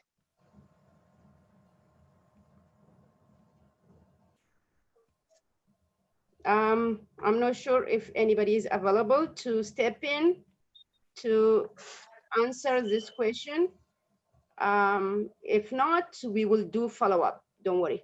Actually, sorry, Soraya, MPP Susie Morrison, it won't let me turn on your mic maybe. Okay, that's what so Mark? Oh, it's Mark? on now. Yes, perfect. Yeah, it's good. Yeah. Go ahead. She's off now. Okay, go ahead. Sorry, can you repeat the question? I was having some issues getting connected here for a second. So it's also on the chat, Susan, in regards. So Government of Ontario have been funding and implementing community safety and well-being planning and working with community partners. So these could be organization or faith-based to develop a modernized approach to community safety. Where are the example of this work? How come we have not seen this trickling down to the community? It's a really good question. I think, I think it's a really good question. I think overall, what I see as an official opposition member in the legislature is, the provincial government talking about programs and initiatives that they're investing in at the community level, particularly related to violence, but we're not actually seeing a lot of the funding enough funding flowing into specific programs that we'd like to see. And in fact, one of the things that, we've been pushing for as NDP members in the legislature is to start shifting more resources from policing into more community-oriented programs, particularly in Black and Indigenous and racialized communities, recognizing that, our communities know best how to address issues of violence, and that, the root causes of violence that we see in our community lie upstream in things like poverty reduction, in opportunities for youth, in good education. And these are exactly the types of priorities that we've seen the Conservative government under Doug Ford consistently cutting and underfunding. And we've seen issues even with allocated funding in some programs not fully flowing. So I'm not sure if that fully answers the question, but from my perspective, I would suggest that that's probably where one of the issues is with allocated funding not being fully spent. I know that we've seen that issue with COVID-19 funds with upwards of, I think, what was it, like somewhere in the range of $3 to $6 billion of COVID relief funds just simply being allocated funds being unspent by different ministries. So there's some concerns with underspending there, and we're trying to get to some of the root sources of that to hold the government accountable for where it's talking the talk in some cases, but not actually walking the walk and resourcing our communities fairly. Yeah. Thank you for that. It doesn't answer my question because money has been already allocated to all these programs, to anti-Black racism, just within the school system, which we invited a lot of the trustees and Ministry of Education who did not show up. $2 billion was allocated just within the COVID-19 initiative, right? There's been over $74 million, $200 million even within the anti-Black racism. There's the the city, even municipality, you name it. The issue that the community has, majority of them is community safety for youth program. The community hasn't seen any of that. So who are these community partners that the government has been feeding this funding and we're seeing nothing on the ground? And I don't necessarily know that I have an answer to that specific level. You know, I'm not a government member, I'm an opposition member. So my role in the legislature is a little bit different. I don't get access to see, for example, decisions that are made at the cabinet table around how money is allocated and where it's specifically going. And it's a frustrating thing to say, but our role is an accountability measure, but it sometimes takes a little bit longer to follow the money through processes like public accounts. So that's a committee process where, you know, at the end of the year, when the auditor goes back and looks over the books for the whole province and says, you know, hey, government, you said you were going to spend X billion of dollars in this bucket of resources, and you only spent, you know, 20 or 30% of it. That's when we go to committee and say, you know, hey, government, why are you underspending in our communities when you've allocated money, but then the money is not actually leaving the ministry and coming out to the organizations? And more importantly, we sometimes don't know which organizations have been tapped on the shoulder. And so I share in your frustrations. It's not an easy process to navigate. It's not a public friendly process to navigate either, but it's one of the few tools that we have in our toolbox as opposition members. But what I can say is, you know, the Financial Accountability Office has recently shown that the Ford Conservative government has shortchanged our communities in terms of allocation for money, and they're just not sending the money out the door to the tune of billions of dollars. So that, you know, they'll show up and make their shiny announcements about what they're investing in, and then they're never writing the checks. And we've seen this, whether it's with COVID-19, we saw it with the rape crisis centers, we've seen it on, you know, dozens of different files, and it's not right. And we're continuing to you know, try to hold the government accountable for their bad behavior here. But it's not an easy process, and they can dig in. They have a majority in the legislature, and they can dig in and continue to act the way that they've been acting with very little recourse. Thank you, Sus. Thank you for so much. Sarah, do you have more question, or we could do the chat right now? Yeah, basically the main question, again, a majority of the questions that we've received from the community is based on, and I think you mentioned also, Susan, in committees. A lot of the community members have lived in experience and they're not part of the consultative committee, okay? They always attend this whole town hall meeting where they're there just to listen. Their voices are not being heard, except for, finally, this is the first time measure that is done by lived in experience resident that put this together. and community organizers, but majority of the time is their voices are not being heard. It's easy to put the blame on different government officials, but the reality is the gun violence and all this is deep rooted, and it existed even with an NDP government or liberal government. So that's the fact. So as an opposition, are you willing to take that in regards to people's voice in your area, in your community, to say that this is what's happening? This is what the community has been saying, that money is not being trickled down. Majority of the question is about children's program, youth program, youth being used as the lived-in experience as youth outreach workers. You've heard from mothers that have been affected by gun violence, but yet everybody wants to do the facade meeting, and in this case, COVID-19, the Zoom. Nobody wants to talk about the real issue going on, which is the funding and poverty. So are you, as a government official for the opposition, able to bring that up to Queen's Park? Absolutely. And I try my best to make sure that, the voices from our community, on the topic of violence and especially poverty, and, when we look at, everything that poverty encapsulates, whether that's, access to housing, access to education, access to adequate employment and training opportunities, post-secondary education, all of it. Those are exactly what the priorities that I'm fighting for at Queen's Park, 100%. And, I've lived the violence in this community. I've spoken publicly a number of times, and I've shared with a number of folks that, one of the reasons I ran for public office was after a shooting in Regent Park that my husband and I witnessed, the Lamar and Champagne shooting. And, it's, the trauma of that is something I carry with me into that building every single day. But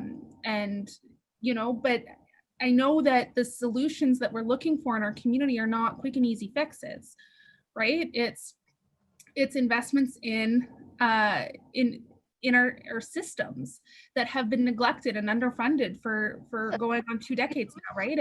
We've been hearing a lot because of anti-Black racism. There is a lot of funding and the provision in TDSP systems that injected, but at the same time, you cannot see the TDSP trustee are not here right now. And we are talking about losing young people. Okay, so that's how many young people that we need to lose in order to act. And we see in the name of anti-Black racism, there is a lot of money was injected. We've been hearing and we're seeing millions of dollars. Where are those monies? Why we are losing still Black kids on the streets? Why? It will take all of us to make a change.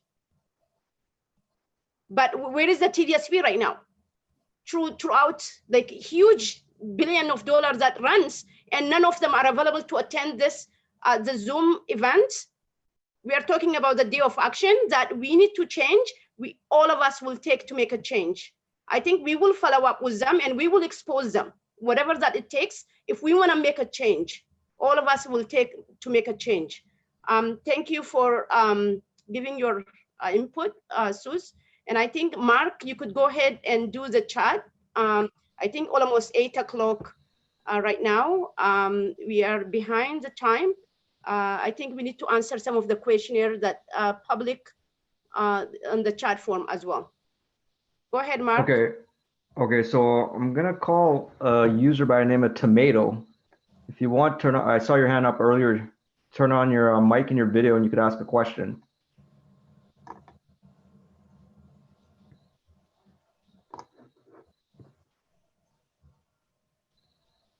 All right, let's move on to 756.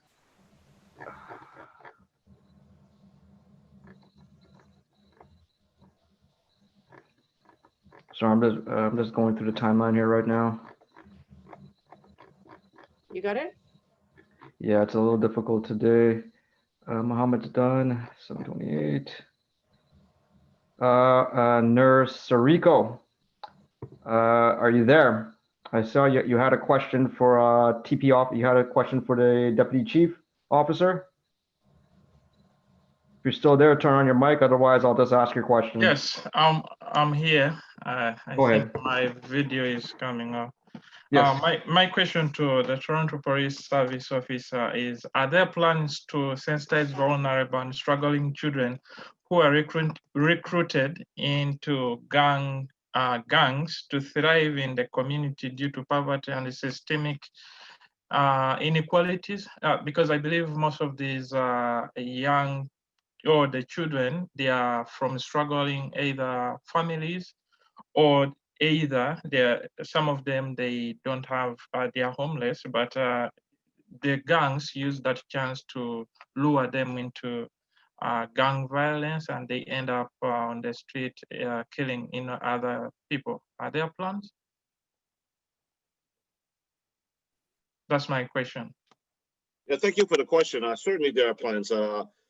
At this Thursday at the Toronto Police Services board meeting, you're going to hear a presentation from our gang exit strategy, from our members from our gang exit strategy.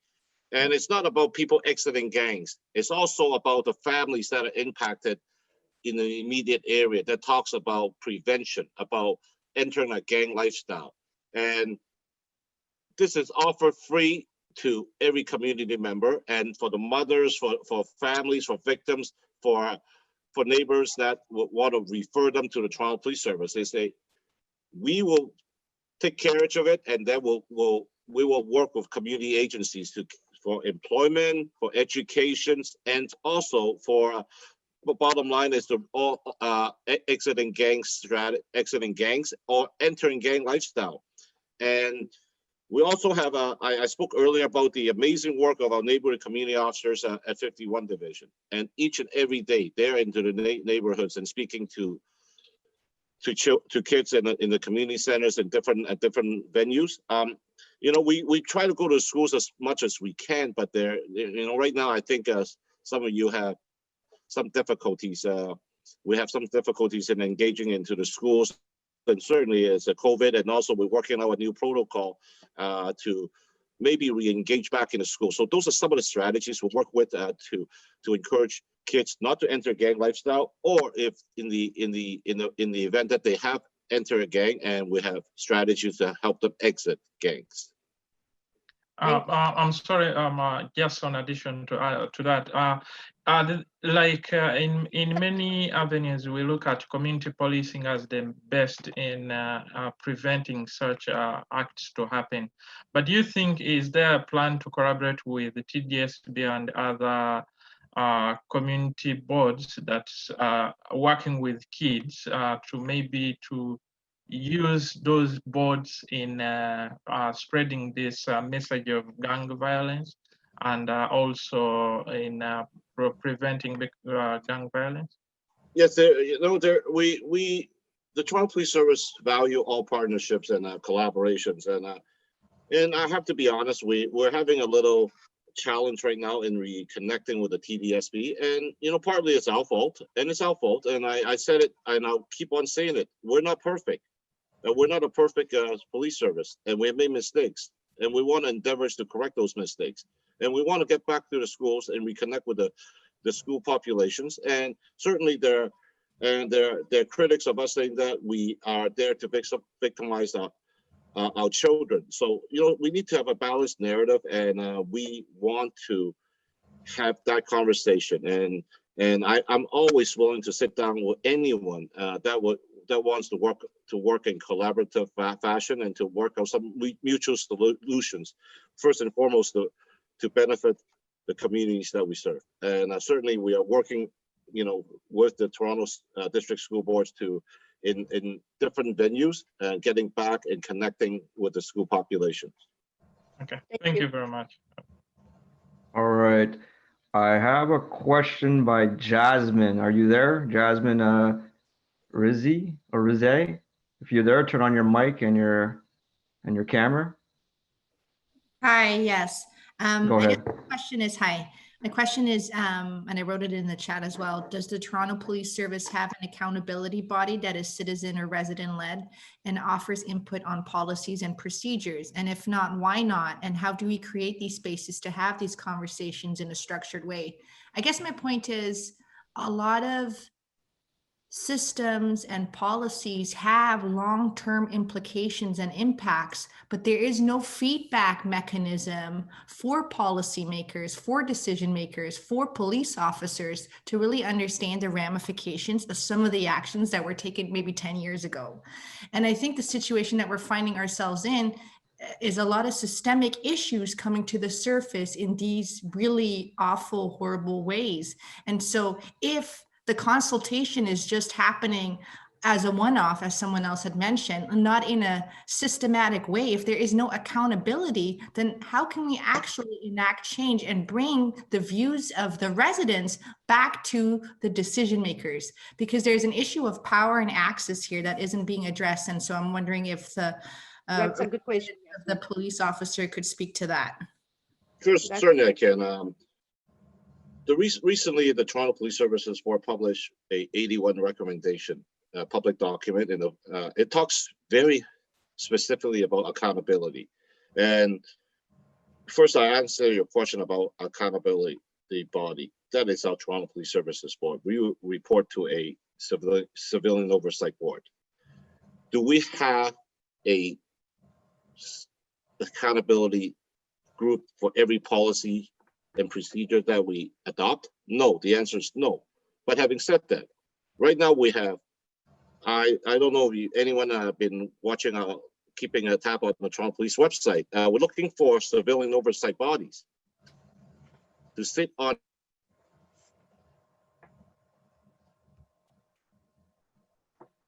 You are frozen.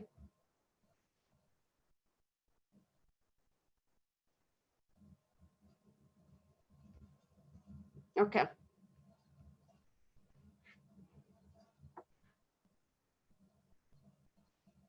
Peter, I think you're frozen.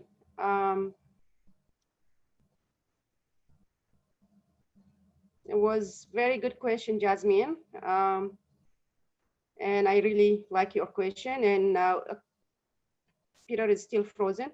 And we had a Know Your Right workshop about a month ago. There was the commission were published, but none of the recommendation was implemented. This is the issue that we have. There is a recommendation, but none of them were implemented. That is huge gaps. Like, why we do consultation? Why we doing this and that? What if we are not implementing what that been recommended? I'm not sure if he's still frozen. Maybe Salwan Peter, he could say a few words about this.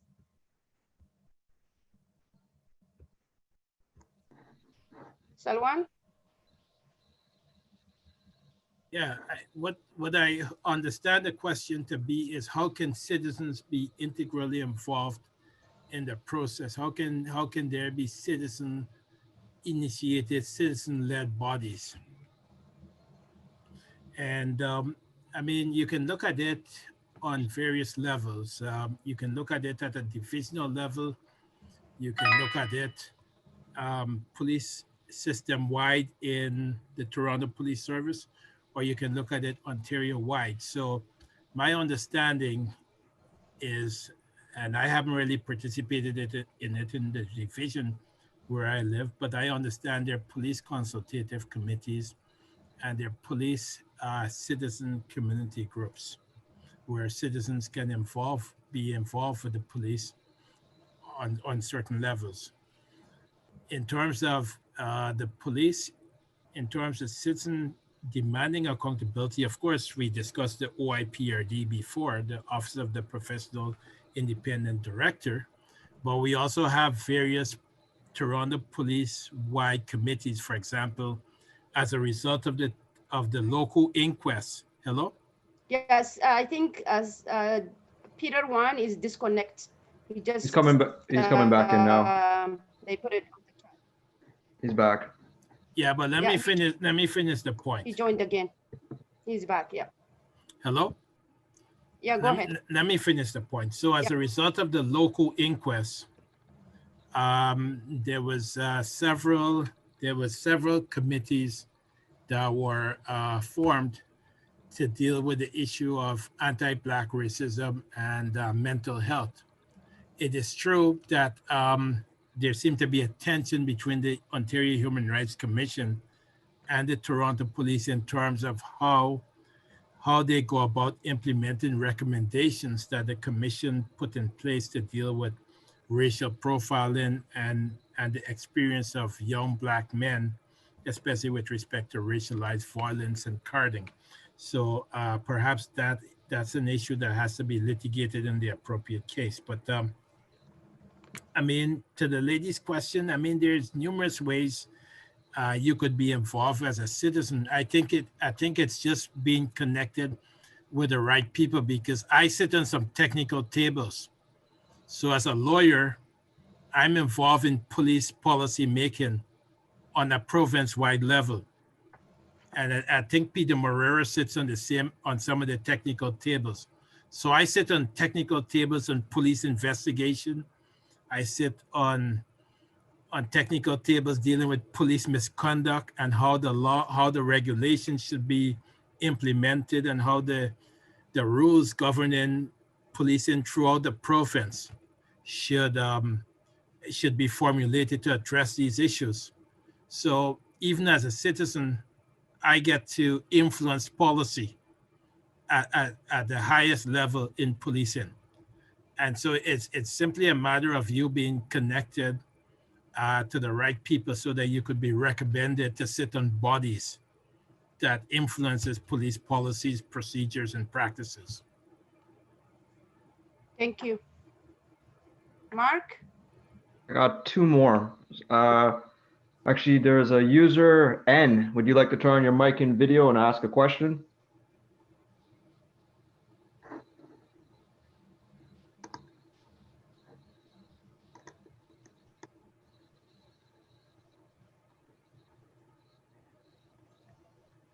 Hello, user N, are you there? Mark, he's shy. Can you read some of his questions, please?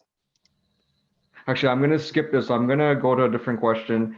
There was a question by user, and mic's not working, but user would like to know, do we know or if any studies done as to how our youths get access to guns easily? If so, are there any steps taken to address the issue? This might be a question for Deputy Chief. I think he's back. Yeah, I'm back. Sorry. Perfect. I can tell you we don't have a study, and that's something that we can consider. And I said earlier that most of the guns are coming from illegally, certainly smuggled across the border. But we have not undertaken a study, and I don't think that study should be done solely by the Toronto Police Service. It should be done from a holistic justice sector lens, not solely from the Toronto Police Service. All right, thank you. Selwyn, I don't know, this is a question for you. I guess it might be a bit of social commentary, but the question is, do you think any of the internet drama with the Toronto rappers, does it have an effect on our city? Well, it does. It does. It certainly, we spoke earlier about the shooting, the 13 gunshots that were fired in Regent Park recently. There's the issue with Regent Park with this Rowan Atkins who threatened all the residents of Regent Park. I dealt with a situation with the young Lil Beretti versus YG yesterday, where I got YG's but his Facebook, his YouTube video that was highly derogatory and threatening Lil Beretti with death, taken down. And so you have these situations where these hip hop artists are engaging in online commentary that translate into violence within the communities and pose a threat to public safety. As a matter of fact, that is totally unacceptable. And there has to be a limit. Freedom of expression has limits. Freedom of expression doesn't take you into the realm of hate crime. You're not allowed to say boom, boom, boom, batty boy has to die and all that sort of nonsense. Or you threatening to come into someone's neighborhood and shoot it up. So the person asked a legitimate question. And right now, I agree with Ian that he shouldn't have put his face on the internet, because it's a time where it's really tense in this city with all these diss tracks and all these serious threats to violence. I did a case years ago. Where somebody made a video threatening to kill someone else. And the Peel Regional Police didn't take it seriously. And the person who made the video actually went up to the person's house and killed them. Wow. So I do not take these videos lightly. I do not take these videos lightly, and that's why I intervened in that case, because I found that the situation in that case was quite synonymous with what's going on in the city right now, and it had to be acted upon. There's this snitch culture on the streets where these young people, even though there's a lot of tension, there's a lot of fear right now in the city, and these young people cannot turn to the police, or they can't turn to the system. And so it's good if you have elders in the community to intervene and to act. So the question that the person asked is quite a question that's apt for right now, because there's a lot going on right now with these violent tracks. And, like, these guys are putting out explicit commentary. Like YG put out in his song, when you read his lyrics, he's actually saying that he came into Lil Baretti's community and shoot it up. Wow. So he's given evidence against himself when you read the lyrics of his song. Thank you. Mark, is there more question? I got 2 more. Angela, can you please turn on your mic and video feed?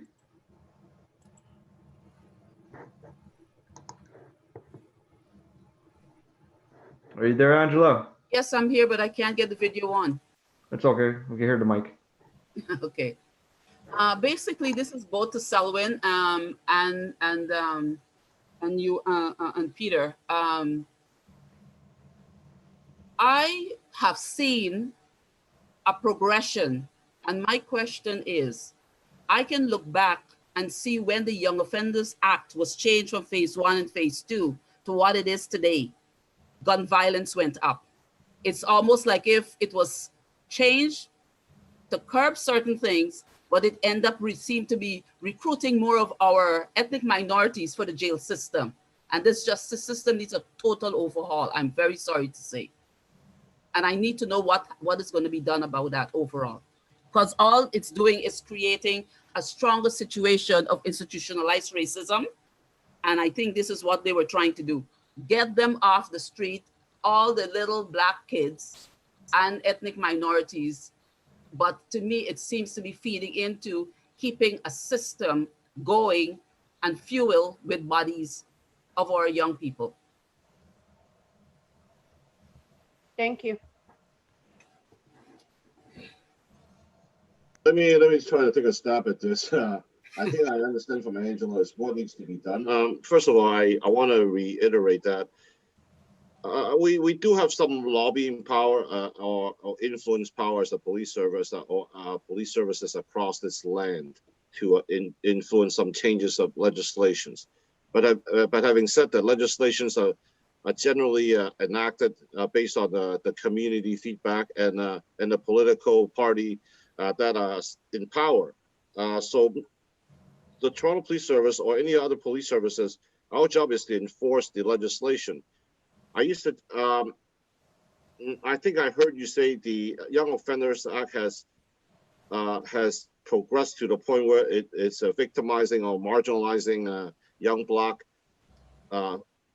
offenders or offenders from racialized community. I can't get into that. I can't comment to that.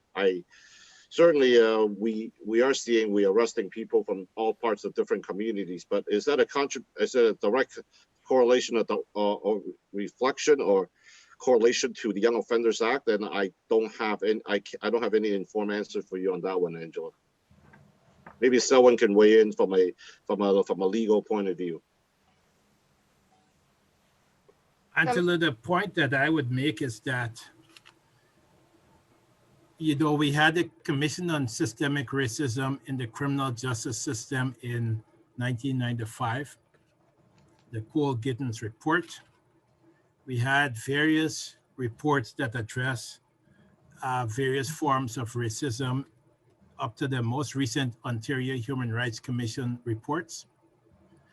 I mean, we not only have the police are at the front line, they're the gatekeepers, but we have probation officers, we have judges, we have lawyers on the defense side, we have Crown lawyers, and it takes sensitivity on all sides to deal with the complex issues of systemic racism that comes from implicit bias, and it goes up the line. And so, you know, we need the system to reflect us.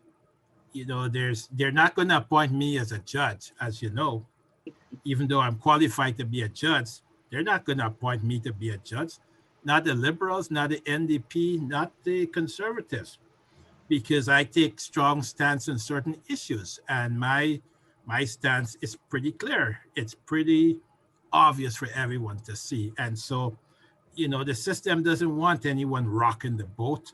So there, you know, I rock the boat from my little castle, but they don't want me to rock the boat as a judge. And so they're not going to appoint me. Otherwise, they'd appoint me already. You know, so, you know, it's not only the police that is a problem, it's a system-wide problem. And so, you know, the comments you made are quite, it's, you know, we deal with from the pipeline, from schools to prison. And that's why we fought hard to reform the Education Act that was suspending and expelling our children. You know, so I don't disagree with you. The Youth Criminal Justice Act, though, the Youth Criminal Justice Act is a reform. So its aim is not necessarily to criminalize the kids. And that's why they have informal resolution and different forms of diversion. So it's to find the least available penalty for these kids so that they're not criminalized and they're not stigmatized.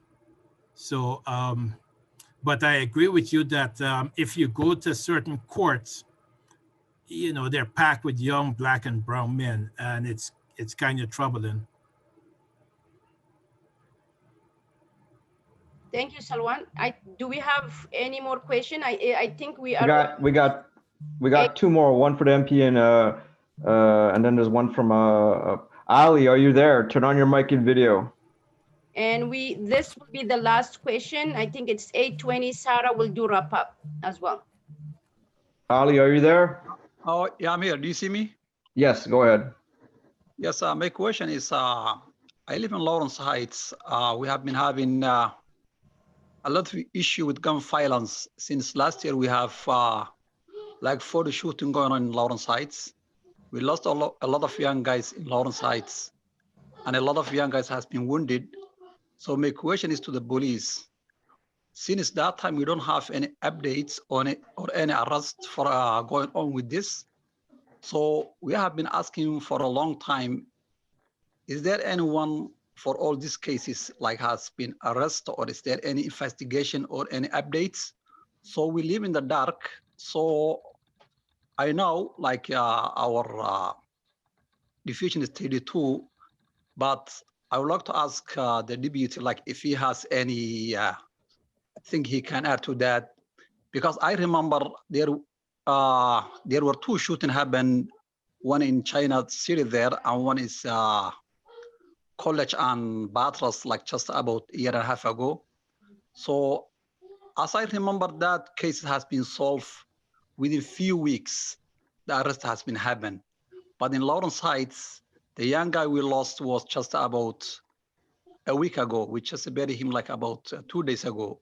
So my question is, why there is no any updates from the police, and why we don't have any arrest for the community? Because I know a lot of people, they're asking that many questions in my neighborhood. Thank you. Thank you for that question. First of all, I don't know which case you're speaking to, because but my question to you and my suggestion to you: have you contacted Superintendent Brian Bott of 32 Division and asked for an update? If not, then I would strongly recommend you do that. You made a comparison, a shooting in College and Bathurst, there was an arrest, and there are no arrest in 32 Division. I certainly can give you different investigative. Not every investigation is unique. I mean, it's the same. Every investigation is unique and based on witnesses, based on statements. So I don't know what was the circumstances of the College and Bathurst shooting compared to the one in Lawrence Heights, in terms of witnesses, in terms of video cameras, in terms of a lot of evidence collected. So that's why we can't say why is one case solved, why the other one is not solved. I do not have the chronological or investigative notes to comment on that. But in terms of the update, I was strongly I'm asking you to call Superintendent Bott as a resident of 32 Division and ask for it an update, and you deserve it, an update, and you can demand an update. I thank you so much for that, because it's not only comparing like two cases, but what I'm comparing here is a lot of cases has happened in Lawrence Heights.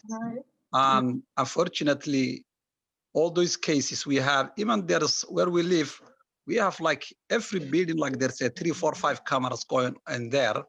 So a lot of times when we ask that question is, do you guys have any witness or anybody has been seen anything? But I don't know what are those cameras for.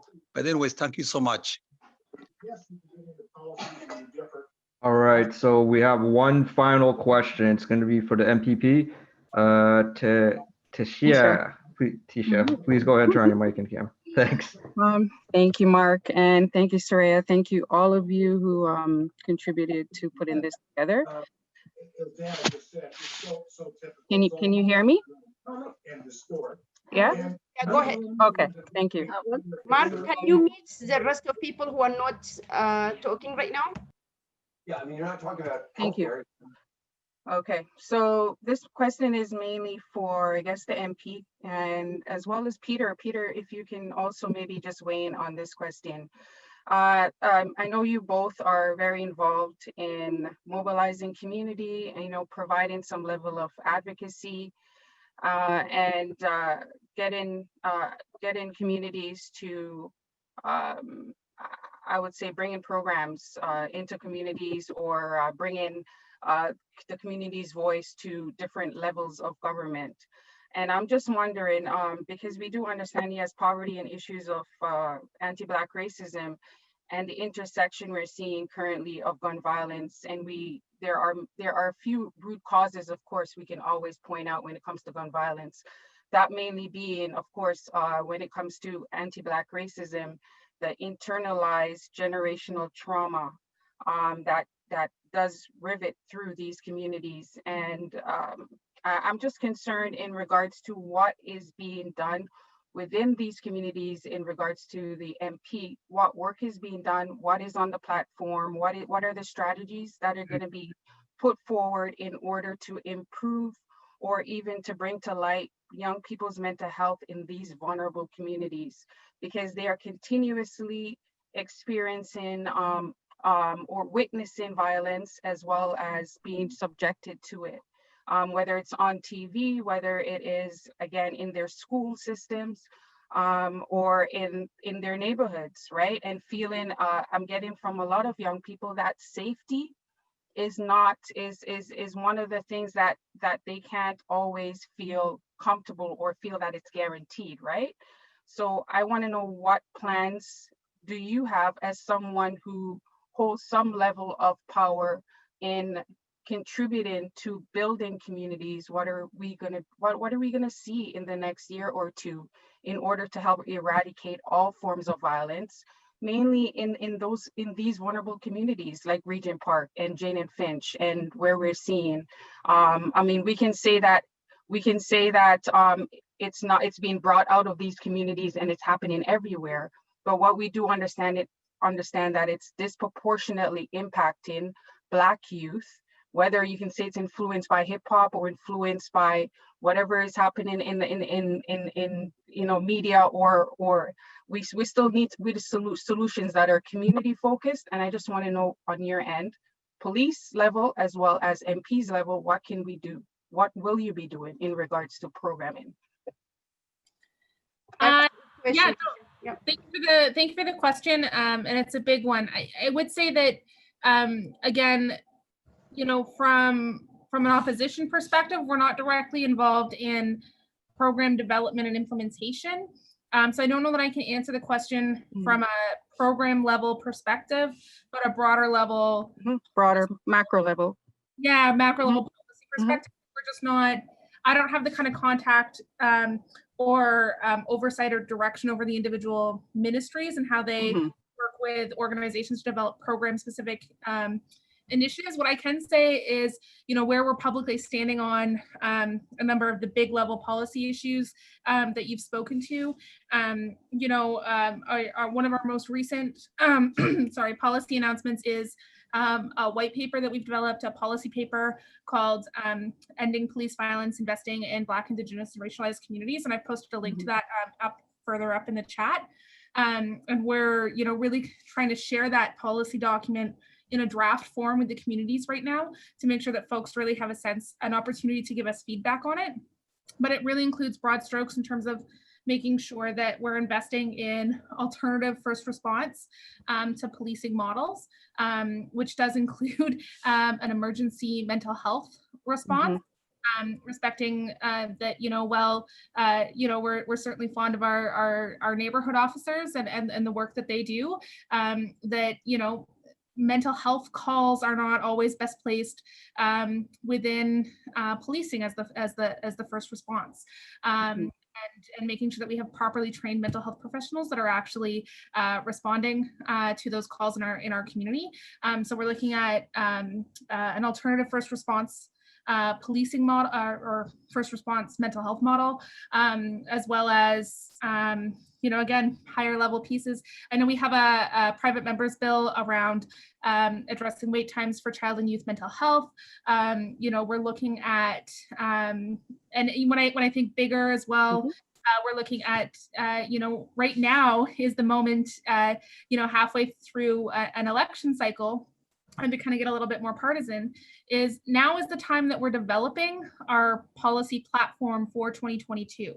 And so now is the time to actually be reaching out to not just my party, but all of the parties to make sure that these particular perspectives are being included in the platforms that are being developed right now. And so, you know, I mean, we're still continuing to look at things like pharmacare coverage, dental care coverage, better investments in housing, community housing, supportive housing, transitional housing, mental health and addictions.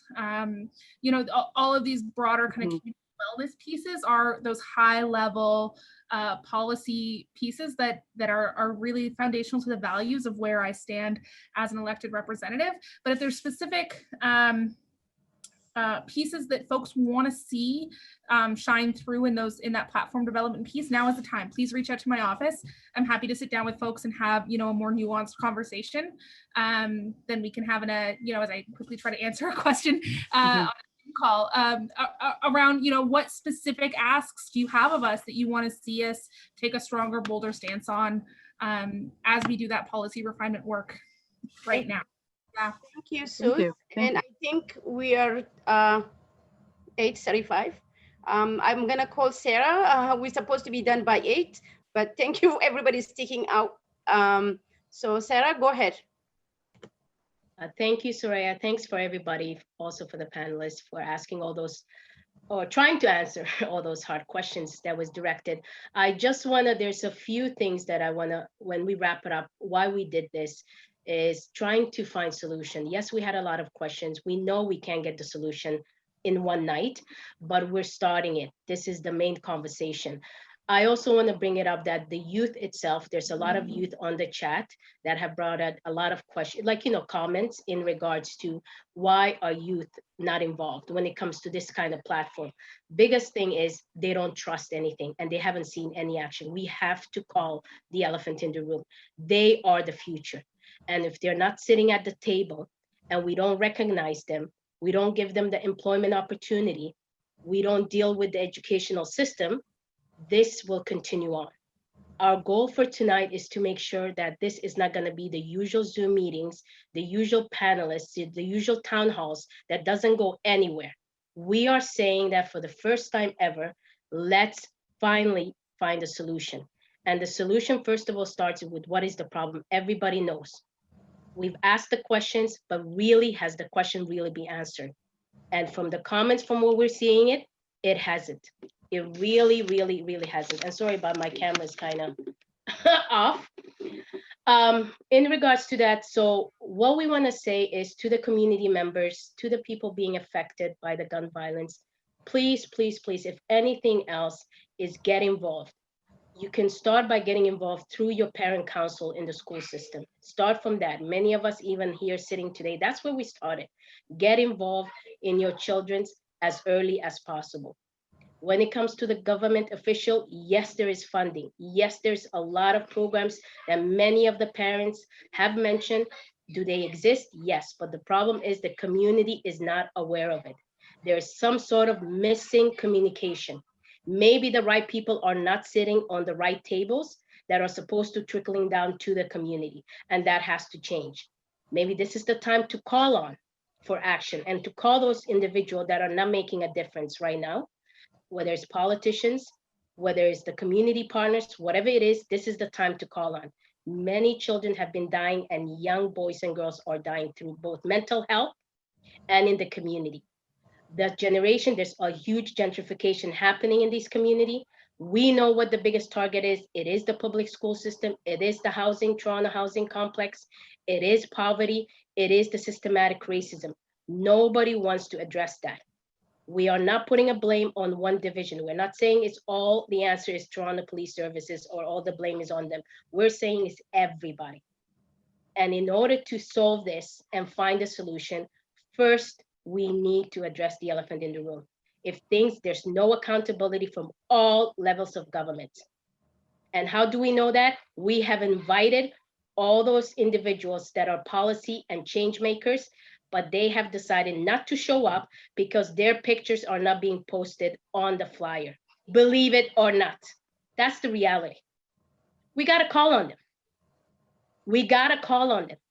Unless it's benefiting them financially or it's benefiting them through their politically campaign, they do not show up to real hard decisions. And this is the same thing when it happens to youth. As one of the youth just posted on the chat, youth do not trust the police. You guys have to come up with better strategy. We gotta hear from them. We gotta hear from the mothers, from the communities that are being affected. We gotta not only hear from them, they have to sit on this table. And it shouldn't be based on culture or language barrier or skin color. So if anything you guys can take on tonight is to say that we are serious about getting an action. And if you wanna be part of it, I think there's a survey that Mark just put in. Please take the survey. Please contact also Soraya. Her email is already posted on the flyer. If you have any more questions through it, thank you for everybody who took part of it. Thank you for the Black Community Consultative Committee, members who are taking notes to take it back to the Toronto Police Services, collective group who put it together, Zero Louis, who also has been active all this time and saying, you know what, it's enough. We're exhausted, we're tired. And why is the community tired? Because nothing gets done. It's lip services, that's all it is. And whenever there's election or whenever there's issue, they just put it on the media. But the reality is it doesn't trickle down to the community, and many of the community is not even aware of it. They don't know and who it is to blame. We're not saying it's one person, but it's all. And it's time to call that out. Thank you guys. Soraya, I'll pass it on to you. Thank you, everyone. Thank you, Sarah. Thank you, everyone who were sitting late night organizing this. exchanging ideas. Enough is enough. It takes all of us. I think other countries have done it. I think we could do it. All of us will take to make a change. When is there a trauma, there is ripple effect in the community, affect all of us. I think we could take action, and the people who are not on the table right now, we will call on them. We all have TDSP trustee in our area. We will make them accountable. We need to involve their elected representative. We need to call all of them. There is millions of dollars are pouring on TDSP system in the name of anti-Black racism. And where is those monies going? Is reaching our kids? Are we making any difference? If it is not, we need to speak up. If we are not us making a change, who? If it is not now, who? I think we need to take it to the heart. And I want to thank all the moms who are sharing their stories. Yeah, it just break my heart and watching those videos. And we hear you, we see you, and we are here with you, okay? And we are together on this. We will find solution and we will stop this gun violence. And I want to thank everyone. And I think Mark, he posted the survey. Please take a minute to do the survey. And so we will continue to do whatever that necessary to overcome this challenge that we have. It will take all of us to make a change. And I will say the day of action is today, and let's move on, okay? From now on, all of us, we are responsible citizens to make a change. Thank you, and IHMS for providing us the technical support. Mark, Ines, Sarah, Hajja, my brother left, I think already.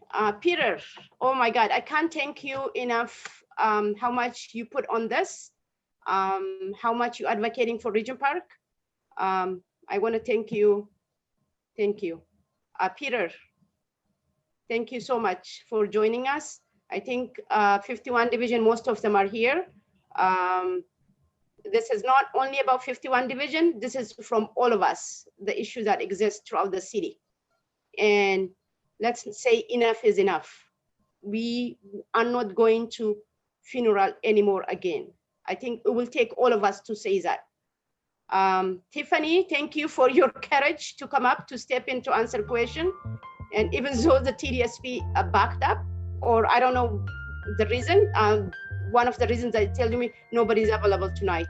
They have a board meeting, but they could spare one person to answer all of the question. And I wanna say thank you, all of you guys, for organizing. Thank you. Sorry if I forget anybody, please forgive me.